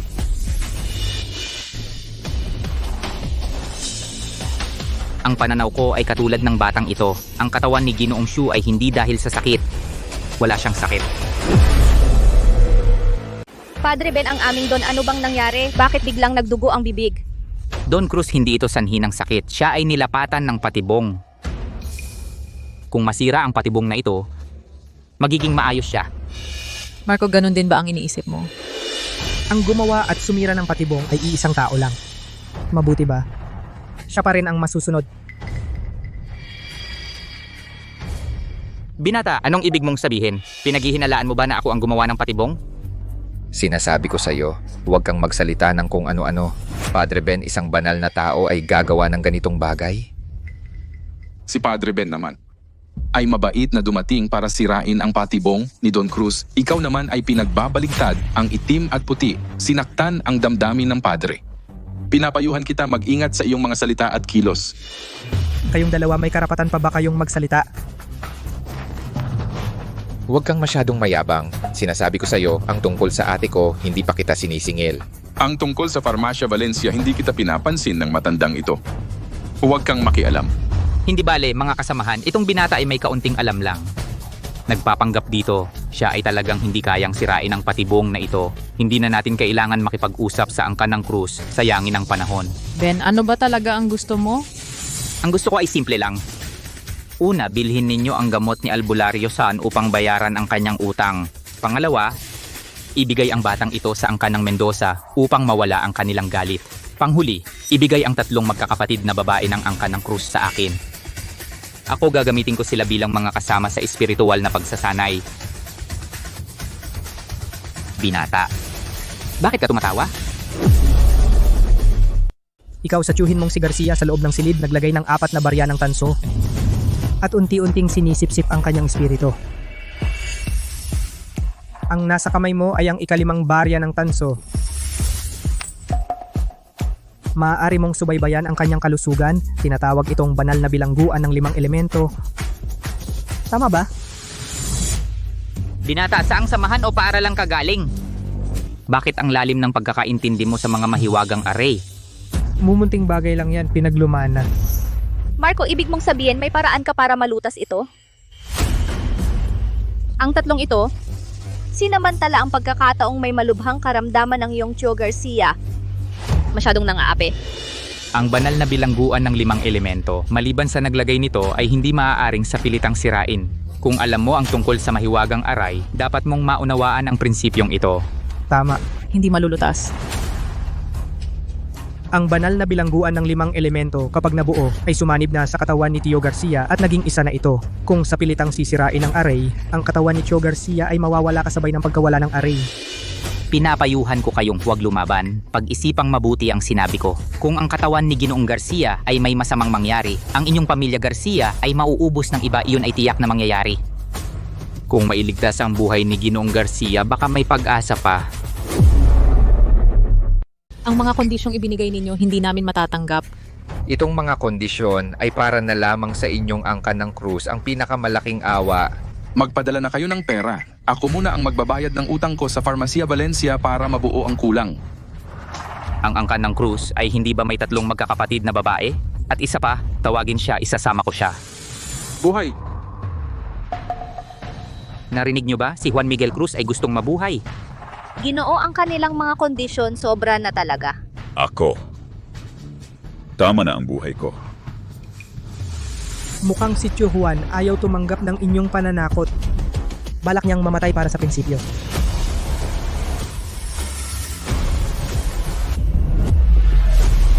Bata iyan ang pangunahing barya ng tanso. Kapag nadurog, Ang banal na bilangguan ng 5 elemento ay mapipilitang masira. Ginoo? Mamamatay si Juan Miguel Cruz. Ginoo? Marco, masyado kang padalos-dalos. Ang tatay ko ay ayaw maging pabigat sa amin. Paano mo siya basta na lang hayaang mamatay? Tigilan mo na yan. Wala nang silbi. Kapag nadurog ang pangunahing barya, ang banal na bilangguan ng 5 elemento ay magdadala ng katawan ni Juan Miguel Cruz at mawawala ng sabay. Ito ba ang tinatawag ninyong mabuting manugang? Tingnan mo. Tingnan mo, sinabi ko na sa inyo dati. Ibigay ninyo siya sa amin, walang mangyayari. Hindi ba ito? Pag imbita ng kaaway sa loob ng bahay, mabibigla ang katawan. Papasok ang sakit. Tandaan ninyo, lumapit kayo sa akin para magpagamot. Kukunin ko lang sa inyo 10 milyon. Masyadong nangaapi.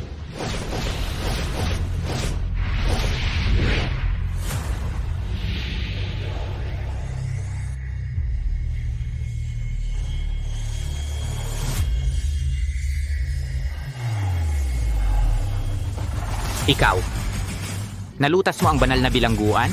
Hindi ba? Hindi ba ito imposibleng malutas? Mga bagay na pambata. Anong hindi malulutas? Nilunok ko lang. Masarap ito. Gumawa pa ng ilan. Makakatulong ito sa pagsasanay ko.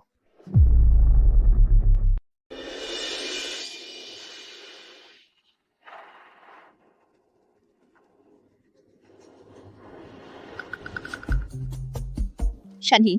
Tatay, kumusta ka? Sarap. Astig. Padre Ben, Ang iyong formasyon talaga bang epektibo? Paano ito, ng isang batang lalaki, ay basta na lang nasira? Ang formasyong ito ay inilatag ng aking guro. Napakaganda at perpekto. Sa teorya, hindi dapat ito masira. Padre Ben? Kayo pala ay parehong referee at manlalaro. 3 buwan na ang nakalilipas ay inilatag na ang planong ito ay naghihintay lang sa araw na ito upang anihin ang angkan ng Cruz. Tama ba? Padre Ben Sunjishi. Ngayong araw ay nabigo tayo at nagdulot pa ng napakalaking pinsala, lahat dahil sa batang ito. Ang bagay na ito ay hindi na basta matatapos. Siyempre alam ko na hindi ito basta matatapos. Anong hindi na basta matatapos? Ikaw, may tapang ka bang pumalo sa akin? Aray ko magpinalo mo si Padre Ben. Ikaw, ano ito? Matagal ko na kayong tinitiis. Sinasabi ko sa inyo, sa ilalim ng lupa ng angkan ng Cruz ay may sapat na latigo at pamalo. Baliw kang babae. Saan ka tumatakbo? Ngayong araw, kayo walang isa man ang makakatakas hanggang sa lumabas ang taong nasa likod ninyo at magbigay ng paliwanag sa angkan ng Cruz. Ngayon, natatakot na kayo? Guro, ang iyong banal na bilangguan ng 5 elemento ay nilamon ng iba. Nakikiusap ako na ikaw ay lumabas at iligtas ang iyong alagad. Lolo Mateo, ang banal na bilangguan ng 5 elemento mo ay nalunok na pakiusap. Pumunta ka, iligtas mo ang alagad mo.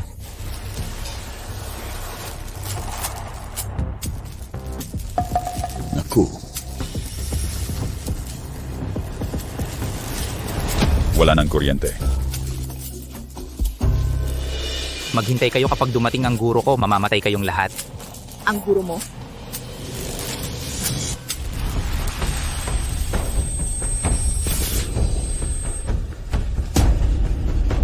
Lolo Mateo. Pagpupugay kay Lolo Mateo. Siya. Sevim, kilala mo siya. 3 buwan ang nakalipas, magkasama kami ni Juan Miguel pumunta sa templo ng bundok at dumalaw sa isang matandang pari. Siya iyon, kaya pala pagbalik ni Juan Miguel nagkasakit siya at hindi na gumaling. Natatandaan ko pumunta siya sa bahay para gamutin si Bunso Andrea Tiak. Noong mga oras na yon, inilagay ang lason na array. Padre, ang angkan ng Cruz at ikaw walang away o sama ng loob, bakit mo ginawa itong masama? Ang tatlong dalaga ng angkan ng krus ay pawang mga kultibador na pinapangarap na konstitusyong Sun Phoenix. Kung maging magkasama sa paglili ng tataas ang kakayahan. Sayang ikaw at si Juan Miguel ay may kasunduan ibinigay kay Marco. Napilitan din kami. Mukhang ako ang humahadlang sa mga padre. Lolo Mateo, hindi sapat ang aking kasanayan, hindi ko natapos ang misyon mo, parusahan mo ako.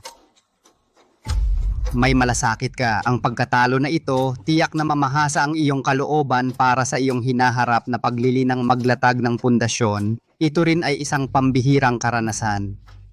Salamat sa aral, pero itong batang ito talagang kakaiba, nakapasira sa aray mo, hindi ko rin alam ang gagawin. Lolo, ang katawan mo espesyal din. Kung itutunaw kita, tataas din ang kakayahan. Dumating ang kontrabidang ito nakasabay ng hangin. Hindi masukat ang kanyang kapangyarihan. Malamang, Grandmaster na siya. Hindi natin siya matatalo. Ang lakas ng loob. Sino ang nagpapahintulot sa'yo na makipag-usap sa aking guro? Sige, tama na. Ang batang ito ay nagmamayabang lamang dahil siya ay katawan ng itim na dragon. Sumisipsip ng iba't ibang mga lason at masamang enerhiya na ipinapasok sa kanyang katawan. Ang ganitong pagsuway sa tadhana sa kalaunan ay mamamatay ng biglaan. Sabi ko na nga ba't napakawalang galang, ayan pala, makapinsala ng 800 kaaway, mawalan ng 1,000 sa sarili? Nagpupumilit lang pala, nagkukunwari. Pagbalik ko, sasabihin ko sa ate ko ng maayos, ang katawan ng itim na dragon na kanyang pinahahalagahan ay isa lamang basurang puno ng lason, lamang. Marco, totoo ba ang sinasabi nila? Oo, tama ang sinasabi ng matandang ito. Kaya ikaw, ginagamot si Andrea ay ang pagpasok ng mga lason at masamang enerhiya sa iyong katawan. Oo. Bakit ka napakabobo? Marco, ang pamilya Garcia ay may malaking utang sa iyo. Dapat sabihin mo sa amin ang totoo. Ngayon, hindi namin alam kung paano ka matutulungan. Hindi naman. Ang mga lason at masamang enerhiya na ito, pagkatapos kong masipsip ay napinuko na, nakakatulong din ito sa akin. Sa oras na ito, nagpapakatatag ka pa rin. Sa mundong ito, walang paraan para linisin ang mga lason at masamang enerhiya. Binibini, hindi natin kailangan para sa isang taong malapit nang mamatay nang biglaan sayangin ang ating oras dito. Kanina, ang aking alagad na si Padre Ben ay nagbigay ng kondisyon. Maaari ninyong pag-isipan ng mabuti. Makinig ka, kontrabida. Gumastos ng pera para bumili ng gamot, ibigay si Marco, maging kasamahan ninyo. Ang tatlong kondisyong ito, hindi namin tatanggapin kahit isa. Kung saan kayo galing, bumalik kayo doon. Kung kinakailangan, makipagsabayan sa inyo hanggang kamatayan. Sofia, sobra ka namang padalos-dalos. Noong kinasal kayo kay Marco, pinangako ko sa kanya na poprotektahan ko siya sa lahat. Pero isa siyang Grandmaster. Hindi pa lumalakas ang kakayahan mo. Tayo lang ang mamamatay. Si Marco para sa atin ay tumanggap ng lahat ng lason. Para sa kanya, haharangin ko ang Grandmaster. Ano namang masama? Magaling. Ginoo, ngayon anong oras na ba at sinasabi mo pang magaling? Mag-isip ka na ng paraan, dali. Labanan mo siya. Labanan mo siya. Ikaw, mahina ang katawan mo ngayon. Ako at si Isabela ay hindi marunong ng martial arts. Si Sofia lang ang makakalaban. Ano ang gagamitin natin? At siya. Lolo Mateo, ako ay isa lang alila ng pamilya Garcia. Hindi ako magsasakripisyo ng buhay. Alam ko, nasa ng bodega ng pamilya Garcia. May susi ako. Maaari ko kayong akayin. Tay, luma na ba ang utak mo sa ganitong sitwasyon kaya pa ba lumaban? Laban. Matigas ang ulo. Guro, ngayon ang ordeng espiritual ng bundok ay napahiya ng ganito. Mangyaring, Guro, kumilos kayo upang ipaghiganti ang aming kahihiyan. Mangyaring, Lolo Mateo, kumilos kayo. Sige na nga. Hayaan ninyong ipakita ko sa inyo ang aking 60 taong pagsasanay, araw-araw na masusing pag-aaral ng sinaunang mahika ng langit. Ipapakita ko sa inyo ang 60 taon kong pag-aaral araw-araw na pinag-aralan ang makalangit na sining.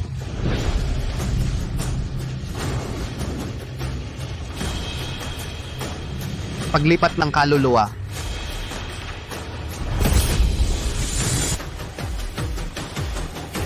Ano ito? Sila tao ba o multo? Ang lakas ng aura. Lahat sila ay mga dakilang mandirigma pataas. Lorenzo Guerrero, Antonio Agoncillo, Gregorio Santiago, Itoang. Sa kasaysayan ng Bayan ng Liwanag, mga tanyag dakilang mandirigma. Mga makasaysayang tao sila at mga dakilang mandirigma pa. Noong panahong iyon, nung nasa tugatog sila ng kapangyarihan, bigla silang naglaho.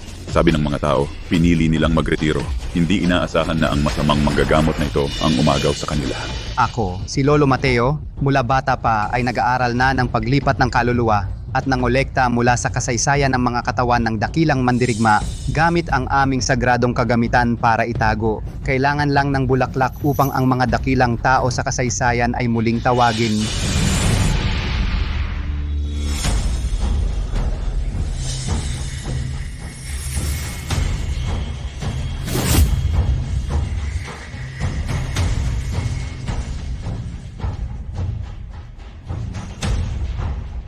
Itong Lolo Mateo. Ay tao ba o Diyos? Sa araw na ito mapalad akong makakita talagang. Nakikita ko ang mga taong ito. Kung isa lang ang dakilang mandirigma, baka may pag-asa pa. Pero ngayon 4 ang dumating. Mukhang sadyang niloloob ng langit na mawasak ang pamilya Garcia. Tatay, tingnan mo. Ito ba ang sinasabi mong away? Kakayanin ba natin? Huwag kang mag-alala. Ngayon, iiwan ko kayo ng buhay, hindi ko kayo gagalawin. Pagkalipas ng 3 araw, kukunin ko ang 1 bilyong ginto. At ngayong araw na ito, ang bunsong anak na babae ng pamilya Garcia na hindi pa nila nakikita. Kung hindi, kahit na kayo ay tumakbo sa dulo ng mundo, hahanapin ko kayo at ang inyong mga kaluluwa ikukulong ko sa isang artifact at gagawing sandata. Tulad nila na araw-gabi ay kasama ko sa pagmumuni-muni lakad.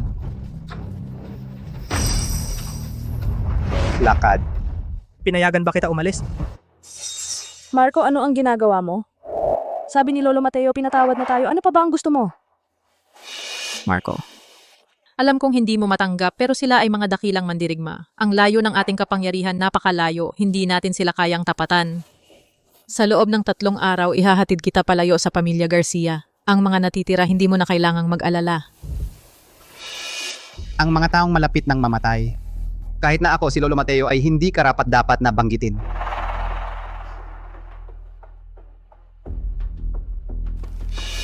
Hindi tama. Gagawin kitang halimbawa.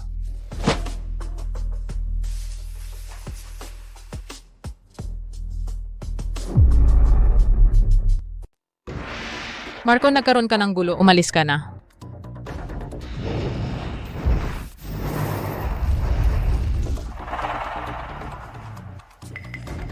Baril. Ito,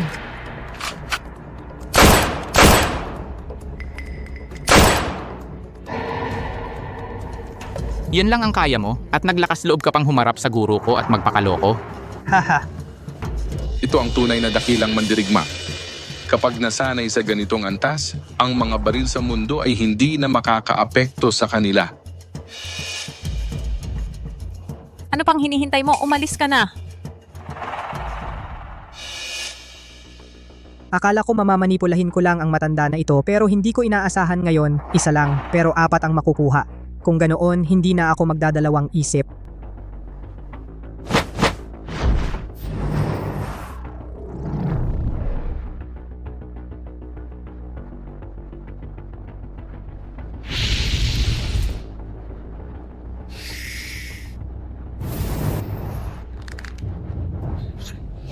Guro, anong nangyayari? Bakit nawala? Ikaw, ginagamit mo pa ang katawan ng itim na dragon para sumipsip. Ayaw mo na bang mabuhay? Matanda, akala mo marunong lang ako sumipsip at hindi marunong mag-convert? Ang kaalaman mo ay kasing liit. Nang ganito. Walang galang na bata. Lakas loob mong hamakin ako. Hindi sapat ang 4 na dakilang mandirigma, 10, 100.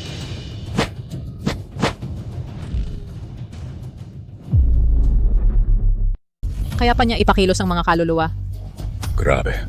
Guro, ang limitasyon ninyo ay kontrolin ng 10. Ang paggamit ninyo ng walang kontrol, sining ng paglipat ng kaluluwa, mapapahamak kayo. Wala na akong pakialam. Ngayong araw, kung hindi ko maalis ang panganib na ito, hindi mawawala ang galit ko. Paglalakad ng mga multo. Ang aming angkan ng krus, paano namin nagawang sakta ng ganyang tao? Tapos na. Tapos na ang lahat. Ito ba ang tunay na kakayahan ng isang Grandmaster? Nagpractice ako ng maraming taon. Sa paningin nila, isa lang akong biro. Bata sa harap ng hindi masukat na aking kapangyarihan bilang Lolo Mateo. Hindi ka pa ba luluhod? Buwisit na payaso, marunong ka lang ng ilang walang kwentang salamangka ng mga demonyo. Sige na nga, ngayon ipapakita ko sa iyo ang tunay na kahulugan ng tunay na banal na kapangyarihan. Kidlat.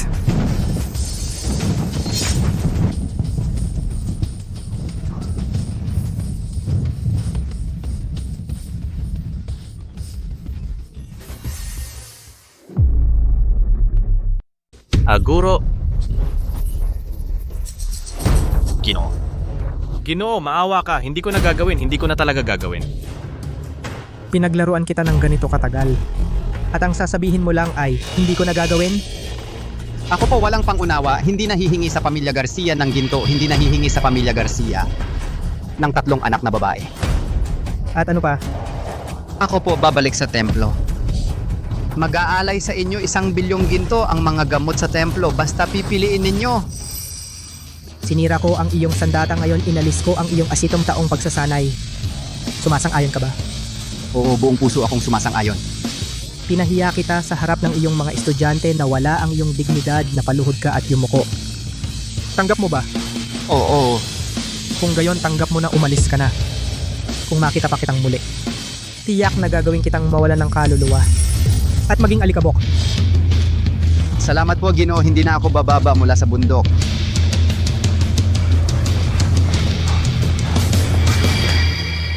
Marco, kailan mo pa itinago ang kakayahang ito?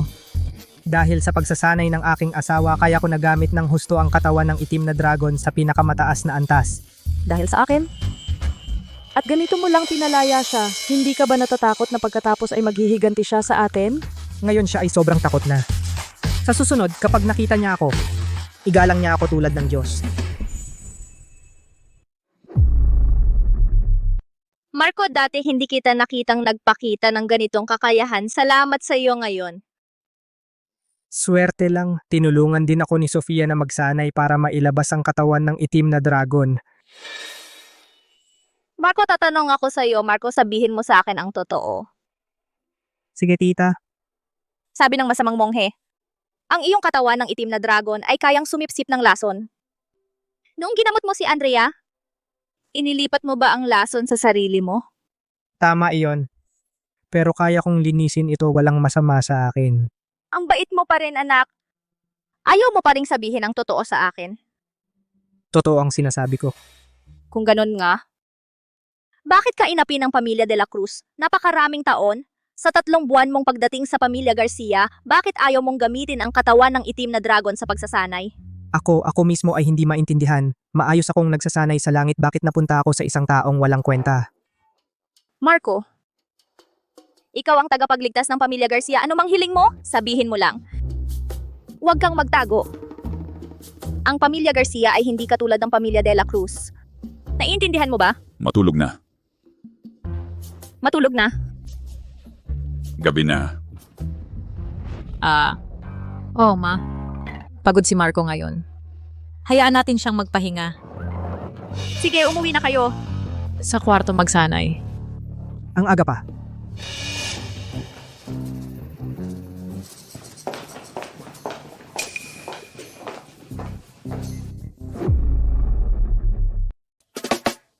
Marami akong na-absorb ngayon. Gamit ang sining ng malayang pagsipsip ng enerhiya, di-digest ko ito. Tansya ko, makakaabot ako sa peak ng aking kakayahan sa halagang 2%. Ay.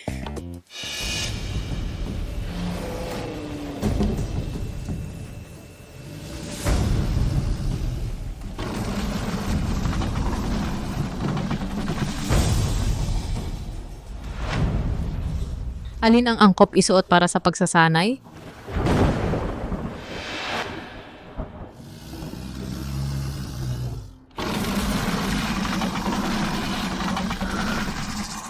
Mga kilos na naman ng isang Grandmaster. Lolo, ang taong ito kasing galing ba talaga ng sinabi mo? Nagtitinda ng tsokolate bola para gamutin ang lahat ng sakit. Ruyan, hindi mo nauunawaan. Ang tsokolate bola ay paraan lang ng dalubhasang ito upang magtago sa paningin. Tungkol naman sa tunay niyang paraan ng paggamot, sa aking antas ng kaalaman, hindi ko masabi. Kung gayon, ang taong ito ay tiyak na isang Grandmaster. Lolo, naaalala mo ba kung ano ang itsura niya? Ang angkan ng Valencia ay may mga impormante. Papahanapin natin sila, baka may makita tayo. Mukha siyang bata, walang pakialam sa mundo. Kung sasabing Grandmaster siya, wala siyang kahit anong yabang ng isang Grandmaster. Kasalanan ko at nagmamadali akong magpagamot noon, kaya hindi ko nakuha ang litrato niya.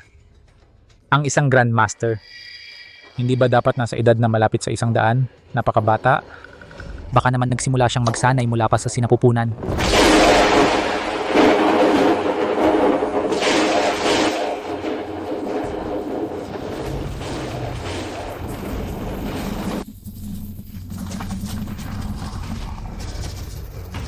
Nagpakita na naman ang kakaibang pangyayari sa kalangitan. Itong batang Grandmaster ay muling yumabong. Junjuo, kailangan mong magmadali. Ang pakikipagkaibigan sa Grandmaster ay ang pinakamagandang pagkakataon para sa dalawang pamilya sa loob ng 100 taon. Naiintindihan ko, ito rin ang pinakamagandang pagkakataon upang alisin ang angkan ng krus. Masamang balita. Bumalik na si Jose. Anong sinasabi mo? Bumalik na si Jose. Anong masama doon?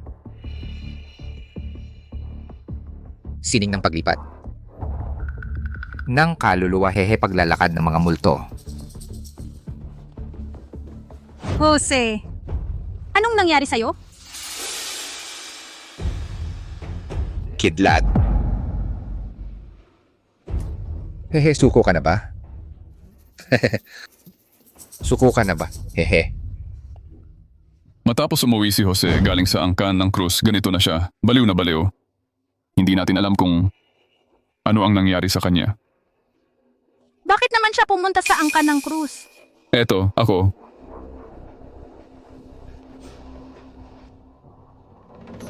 Kuya, ikaw ang nagutos?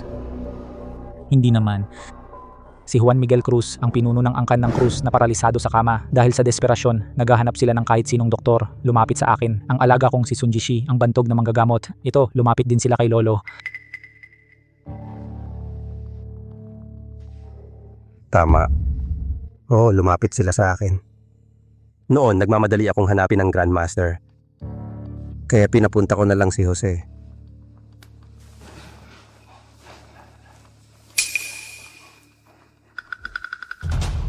Lolo, ano na ba talaga ang nangyari kay Jose? Naging lubha siyang natakot.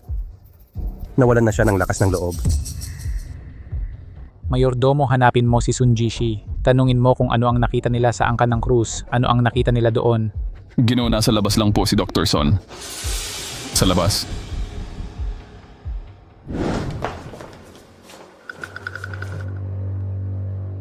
Sunjishi. Sunjishi. Huwag mo akong patayin, pakisuyo. Huwag mo akong patayin.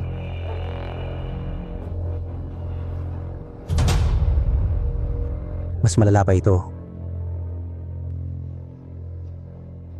Ang 3 kaluluwa at 6 na espiritu nawalan ng 1 kaluluwa at 1 espiritu, isang sikat na doktor, ay naging baliw na lang. Sino ang naghatid sa kanila pabalik? Isang kaibigan ni Dr. Ricardo Lim, Padre Ben, Padre Ben. Dalhin mo ako sa kanya.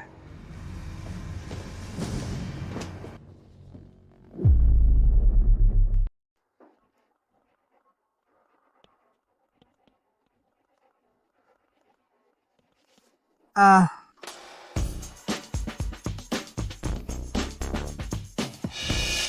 mga resources sa paglinang sa mundong ito kahit na mayroon ako sining ng malayang pagsipsip ng enerhiya.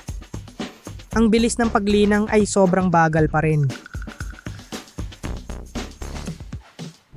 Bakit hindi ka pa naliligo? Ayaw mo na bang magsanay kasama ako? Medyo pagod ako ngayon, ayaw ko nang maligo. Kanina ang tapang mo, akala ko nagbago ka na, pero pareho ka pa rin.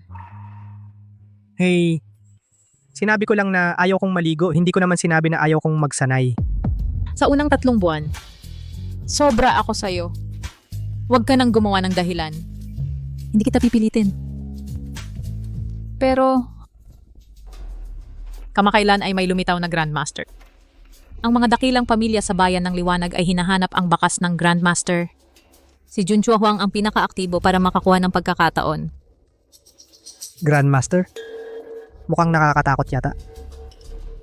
Ang Grandmaster ay ang rurok ng martial arts, sabi nila. Kapag nagsasanay sila, nagdudulot ng pambihirang penomena. Sasakay sa hangin at magiging dragon. Ang mga ordinaryong mandirigma kapag sila'y ginabayan ay direktang makakapasok sa Antas Master. Kung ikukumpara kay Lolo Mateo ngayon, paano? Si Lolo Mateo ay nasa Antas Master lang kung ikukumpara sa Grandmaster tulad ng langit at lupa. Mukhang sa aking peak 1% kakayahan ay katumbas ng Grandmaster sa mundong ito. Mukhang mayroon ngang mas magaling at mas mataas pa. Kailangan ko pa magsumikap ng higit sa paglinang. Mabuti at naiisip mo yan, ang Grandmaster ay tulad ng Diyos, mahirap silang makasalamuha. Pero kung si Liu Ruyan ay magabayan at pumasok sa Antas Master, ang unang lalabanan niya ay tayo. Ang bilis ng paglinang ko dapat abutin si Liu Ruyan. Kaya, tungkulin ko.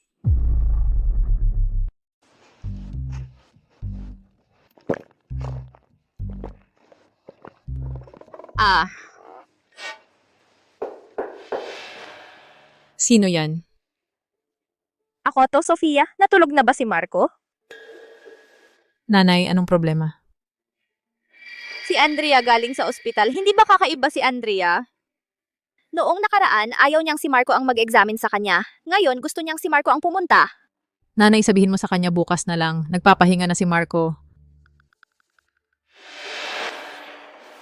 Tama nga ang hula mo. Sumama ang kapatid ko para magpagamot sa iyo. Sana hindi naman malubha. Pupunta ako at babalik agad. Hoy, kakainom mo lang ng gamot na alak, makakapagpagaling ba ito? Mas magiging epektibo. Kung nag-aalala ka, samahan mo ako. Sige, bilisan mo.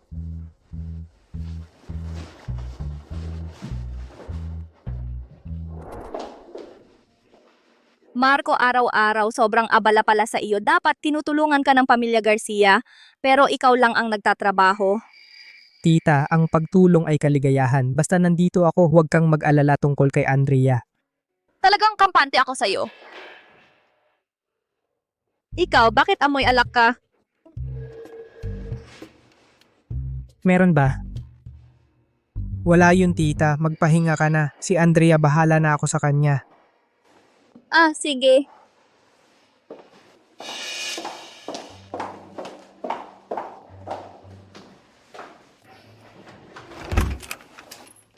Andrea, nandito na ako.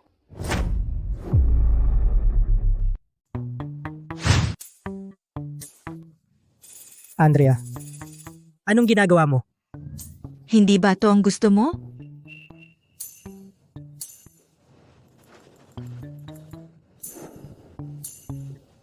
Andrea, hindi naman nakakasira ng utak ang sumpa na to. Bakit hindi ko maintindihan ang sinasabi mo? Noong araw na yon sa harap ng ospital, habang nagtitinda ka, nakita ko lahat. Ang sakit ng pasyenteng may cancer na pagaling mo agad. Pero ang paggamot sa akin kailangan pa ng maraming ulit. Sadyang ginagawa mo lang yan. Gusto mong sa akin makamit ang ilang layunin.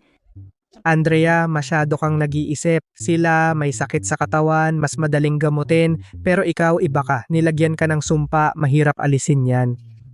Talaga?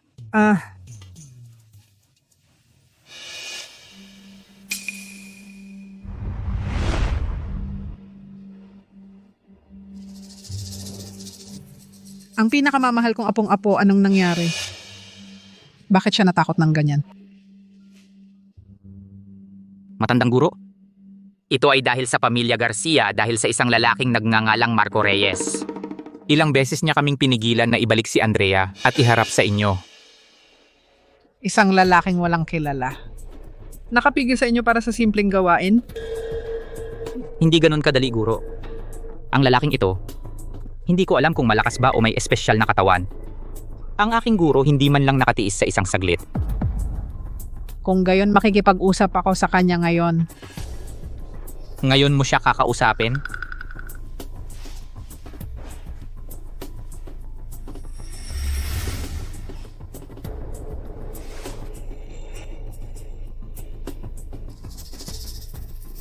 Marco. Marco, Mensahe mula sa malayo. Ikaw ang nagbigay kay Andrea ng sumpa ng lason. apo ko siya. Si Lolo Mateo ang naglagay ng sumpa. Balita ko, sa harap ng aking mga alagad nagkakagulo ka. Gusto ko talagang makipag-usap sa'yo. Ano ang pag-uusapan? Kung marunong kang umintindi, ikaw mismo ang mag-alis ng sumpa ng lason kay Andrea. Kapag ako na ang kumilos, magsisisi ka. Ang mga kabataan ay madaling mainip. Ang espesyal na katawan ng tatlong magkakapatid na Garcia. Ako ang perpektong sisidlan para sa pag-angat. Bibigyan kita ng huling pagkakataon. Pagkakataon, hoy, ano ang maibibigay mo sa akin? Kabataan, bitawan ng pagkakataon, bibigyan kita ng isang malaking biyaya. Sige, maging bukas tayo. Ibigay mo ng harapan. Hintayin kita sa Pamilya Garcia.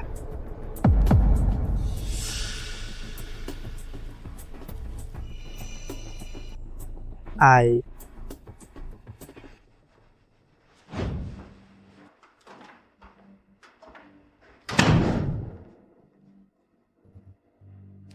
Lola, ano ang naging usapan ninyo?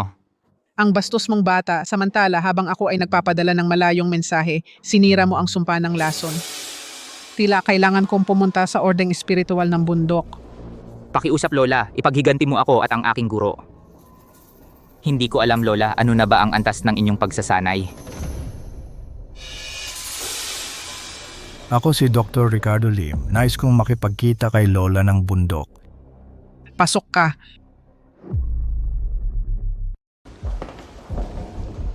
Pagpupugay kay matandang guro ng Nanshan. Kayong mga naparito ngayon, ano ang nais ninyong gawin? Matandang guro ng Nanshan. Sa totoo lang, kami ay pumunta ay upang malaman ang katotohanan ng isang bagay. Sabihin mo na. Matandang guro ng Nanshan?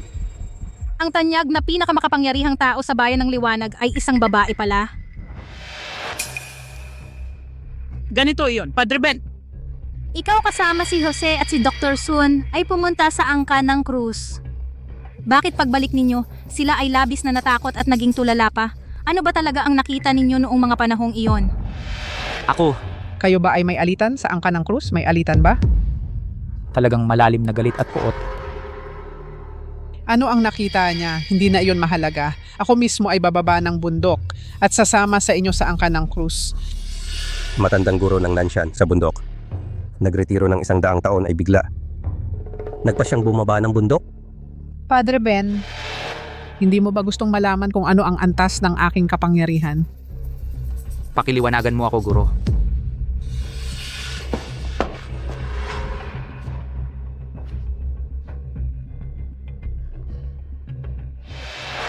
Ako ay umakyat sa antas ng dakilang mandirigma. Ako rin. Ako at ang aking guro ay nasa parehong antas na. Guro, umakyat po kayo sa antas ng sukdulang mandirigma. Kalahating hakbang sa pagiging sukdulang mandirigma. Kulang na lang ang 3 anak na babae ng angka ng krus upang ganap na makapag-advance.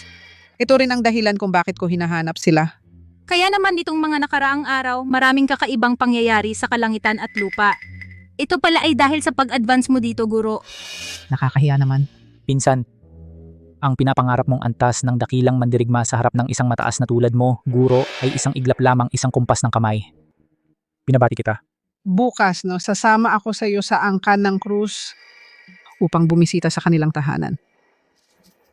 Maraming salamat guro. Oh.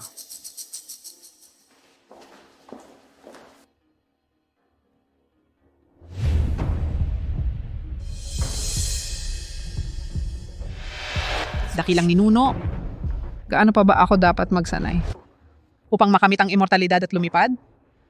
Makasama ka.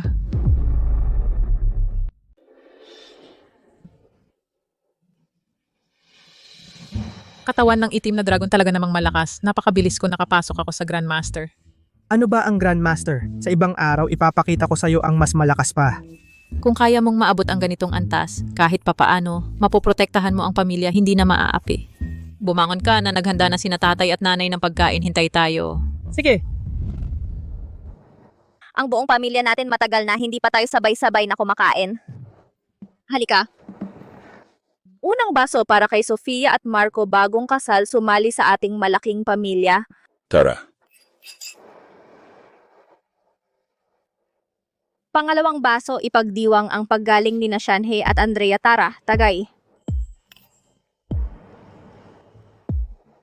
Ang ikatlong baso, kaming lahat ay mag-aalay kay Marco. Ako, Hindi mo lang tinulungan ang buong pamilya Garcia, kundi kahapon tinulungan si Sofia na maabot ang Grandmaster. Tara, tagay.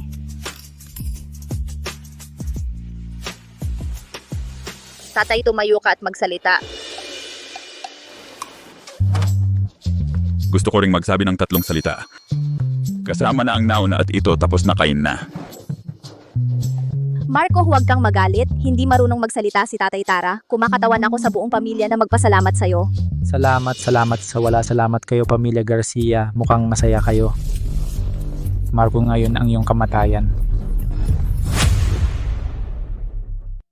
Huwag ninyo siyang pansinin. Magpatuloy sa pagkain. Binatang Huwang, ngayon ay ang araw ng paggaling ng aking ama, ang dakilang araw ng kanyang paggaling. Sa aming pamilya Garcia, ano ang iyong hinaing? Maupo ka na lang at pag-usapan natin ng maayos, hindi na kailangan na magalit ng labis. Sige, pag-usapan. Kung dati sana kayo ay pumayag na ipakasal si Andrea sa akin, maaari pa akong makipag-usap sa inyo ng maayos. Pero ngayon, wala na. Ano? Nagbago na naman ng panlasa si Binatang Huwang? Hindi na niya gusto si Andrea natin? Nay, nakakadiri ang taong ito. Sinasabi niya sa lahat na kami ay may gusto sa isa't isa. Ang totoo, wala akong gustong sabihin sa kanya. Wala ka ng pagkakataon sa hinaharap na makipag-usap sa akin. Sasabihin ko sa inyo ang totoo. May isang mahalagang tao na personal na humihiling na kunin ang 3 dalaga ng inyong pamilya Garcia. Si Liu Ruyan, at ako ay pumunta lamang para ipaalam sa inyo. Payuhan ko kayo na sumunod na lamang. Kung hindi, kapag siya mismo ang pumunta, ang sitwasyon ay hindi magiging maganda.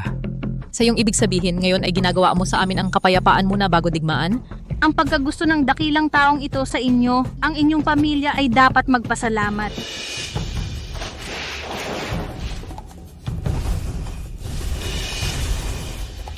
Antas ng Grandmaster. Kamakailan sa bayan ng Liwanag ay lumitaw maraming kakaibang fenomena. Sa kasamaang palad, ito ay dulot ng dakilang tao na nasa likod ko. Sa kanyang patnubay ay nakamit ko ang antas ng Grandmaster. Si Liu Ruyan ay natagpuan din ang dakilang Grandmaster. Sa kanyang patnubay ay umabot sa antas ng Grandmaster. Bibigyan ko kayo ng 10 minuto upang dalhin ang 3 magkakapatid na Garcia sa ordeng espiritual ng bundok. Ako ay mananatili rito upang personal na linisin si Marco Reyes. Nasaan siya? Bakit boses lang ang naririnig pero wala akong nakikitang anyo niya? Ito ang dakilang guro, gumagamit ng chi para magpadala ng boses. Nagbibigay na ng huling babala. Kung marunong kayong umintindi, umalis na kayo agad. Ang maging sisidlan ng pagsasanay ng dakilang guro iyon ay para sa inyo ng pamilya Garcia sa loob ng ilang henerasyon na biyayang hindi mapapalitan. Ako, ang narinig ko lang ay ordeng espiritual ng bundok. Baka si Lolo Mateo na naman ang gumugulo sa atin? Ang matandang pari ng bundok ay personal na bumaba mula sa bundok. Kayo talaga ay napakapangahas. Kahapon ay nasaktan ninyo ang kanyang mga alagad. Siya ay hindi isang taong nagpapatawad ng nakaraan. Ordeng espiritual ng bundok. Sabi nila ang pinakamalakas sa bayan ng Liwanag na dakilang tao ay nagtatago rito. Hindi inaasahan na siya rin ay nagpakita na. Marco, nasabi ko na sa'yo noon pa, kung noong una sumunod ka sa akin at umalis sa pamilya Garcia, hindi ka mahuhulog sa ganitong kapalaran ngayon. Ngayon hindi na banggitin ang pamilya Garcia kahit ako hindi na kita mapoprotektahan. Kayo, bakit hindi pa kayo umaalis? Sino ka? Hindi na kailangang magtago sa likod. Ako mismo kahapon ay sinabi ko na sa iyo sa pamilya Garcia, magkita tayo ng hayagan. Anong nangyayari? Paano siya dakilang guro ang kakaibang malayuang komunikasyon? Isinasaalang-alang na bata ka pa, sana ay bigyan kita ng kaunting konsiderasyon. Mukhang matigas ang ulo mo.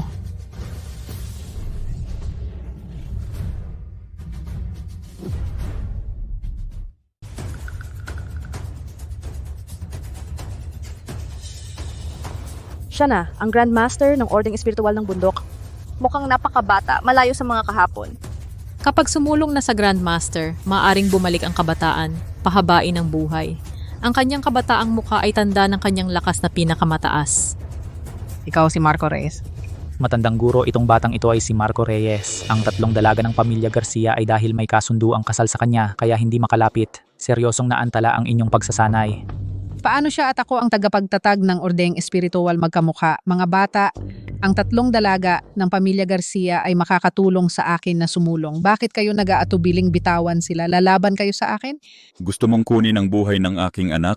Mukhang akala ninyo ako ay isang masamang kultibador. Hindi ako gustong kunin ang kanilang buhay. Kukunin ko lang ang katawan ng phoenix ng liwanag ng tatlong dalaga. Magiging ordinaryong tao sila, hindi na makapag-practice. Ang pagsasanay ay sa amin sariling bagay. Ano ang karapatan mong manghimasok? Magandang tanong. Bilang kabayaran, ang ordeng espiritual ng bundok ay magbibigay sa inyo isang malaking biyaya. Sa hinaharap, kung ang pamilya Garcia ay makaranas ng problema, ang ordeng espiritual ng bundok ay mag-aayos dito para sa inyo. Kung gayon, mas mabuti pang gawing maliit ang malaking bagay. Itong matandang guro ng bundok, susundin na lang namin kayo. Talagang ang ginang ay may malawak na pag-unawa. Pagkatapos ng 30 taon, ako mismo ay ibabalik ang tatlong dalaga pababain mula sa bundok na hindi nagbabago. 30 taon? Bagamat ako ay isang hakbang na lang mula sa Grandmaster Realm, ngunit ang kalahating hakbang na ito ay nangangailangan sa akin na magsikap sa loob ng 30 taon bago ko ito makamit ng maayos. 30 taon? Ako ay wala na sa mundo, di ba? Ang mga pildoras para sa mahabang buhay ay marami sa aming orden siguradong magpapahaba ng buhay ng ginang hanggang 100 taon. Isang salita mo, gusto mong ipagpalit ang aming 30 taon ng buhay. Kung sasama kayo sa akin, hindi kayo magdurusa maliban sa hindi makababa ng timog bundok. Lahat ng kahilingan ninyo kaya kong tuparin. Ginang ay maaari ring dumalaw sa inyo paminsan-minsan. Nanaginip ka, naniniwala ako sa Buddha, hindi sa Dao. Kahit mamatay ako, hindi ako sasama sa'yo. Matandang guro ng Timog Bundok, maliban sa aming pamilya Garcia ang tatlong dalagang ito, mayroon bang ibang paraan upang matulungan kang umusad? Hanggat ang aming pamilya Garcia ay kayang gawin, tiyak na tutuparin namin. Ginang, hindi ako napunta rito para makipag-usap. Napunta ako para ipaalam sa'yo.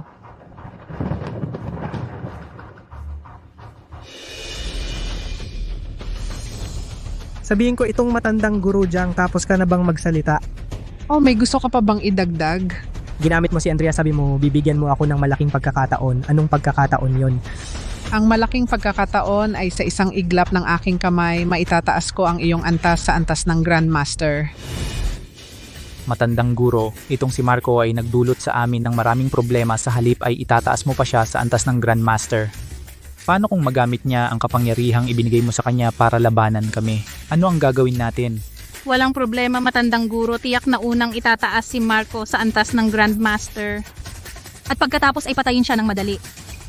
Sa ganitong paraan, ang buong pamilya Garcia ay susunod sa iyong pamumuno, di ba?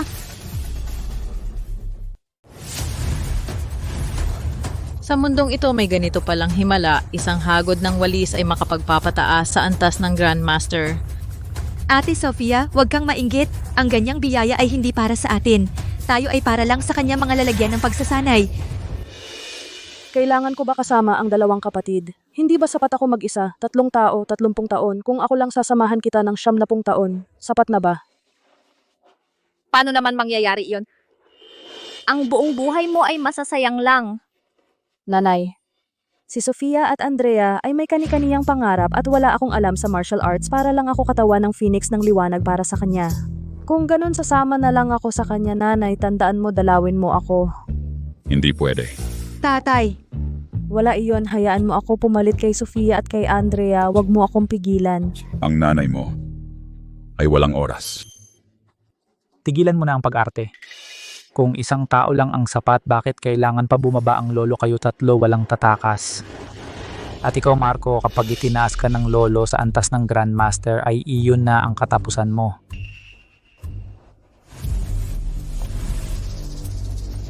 Kakaiba. Ano po, lolo, hindi ba ito epektibo? Hahaha, Marco, wala ka talagang kwenta. Kahit ang lolo mismo ay hindi magawa na itaas ka sa Grandmaster, mas mabuti pa magtama ka na lang ng ulo sa bato. Ang dami mong sinasabi. Nakakainis na, namumuti na ang tenga ko, Lolo Mateo. Kaya mo ba o hindi? Isinara mo ang iyong sariling mga meridyan. Tumanggi kang tanggapin ang aking kapangyarihan. Nakakita na ako ng isang malaking banga na pumupuno sa isang baso pero hindi ko pa narinig na kaya ng baso punuin ng banga. Anong ibig mong sabihin? Hindi mo pa ba naiintindihan? Ang iyong kapangyarihan ay mas mababa kaysa sa akin. Nagpapanggap ka pa rin?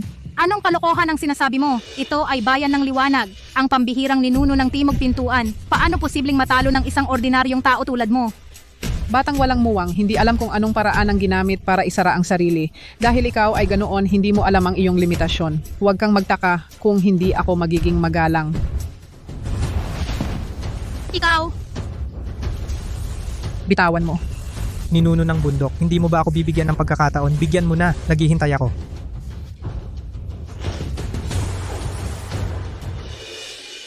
Kaya mong maabot ang antas na ito, ibig sabihin may pambihira kang talento. Kung gagamitin ang sining ng malayang pagsipsip ng enerhiya upang sanayin ang aking sarili, hindi imposibleng maging ang aking pagkakataon. Ang sining ng malayang pagsipsip ng enerhiya. Immortal Marco, ikaw ba talaga? Narinig mo na ang aking pangalan? Immortal Marco, ang aming ordeng espiritual ng bundok ay itinayo bilang pag-alaala sa iyo na ipasa sa aking henerasyon, ika-10 henerasyon na. Si Marco ito, kailan siya naging ganito kalakas? Ano ang Immortal Marco? Kaya pala may kakaiba siyang paraan ng paggamot. Mukhang si Marco may itinatago pang sikreto. Mula nung 1,000 taon, umakyat ka sa langit ang aming templo. Sa bundok ang pangarap ng lahat ng disipulo ay balang araw makita ka. Hindi inaasahan bago pa ako umakyat natupad na ang pangarap. Hoy, ako nga talaga ito. Hindi ko akalain yung batang tinuruan ko noon nang basta-basta ay nakapagtatag ng templo para sa akin. Medyo nahirapan siya. Immortal Marco, hindi ba kayo 1,000 taon na ang nakaraan umakyat na sa langit? Bakit kayo narito sa mundo? Bakit kayo narito sa mundo? Ewan. Hindi ko rin masyado alam. Lolo, ano ba ang sinasabi mo? Hindi mo ba ipinangako na aalagaan mo si Marco na walang kwentang iyon? Ang galing ko! Ang galing ko na wala lahat. Ang bastos mo sa Immortal, hindi ka pinatay ay banat na lang.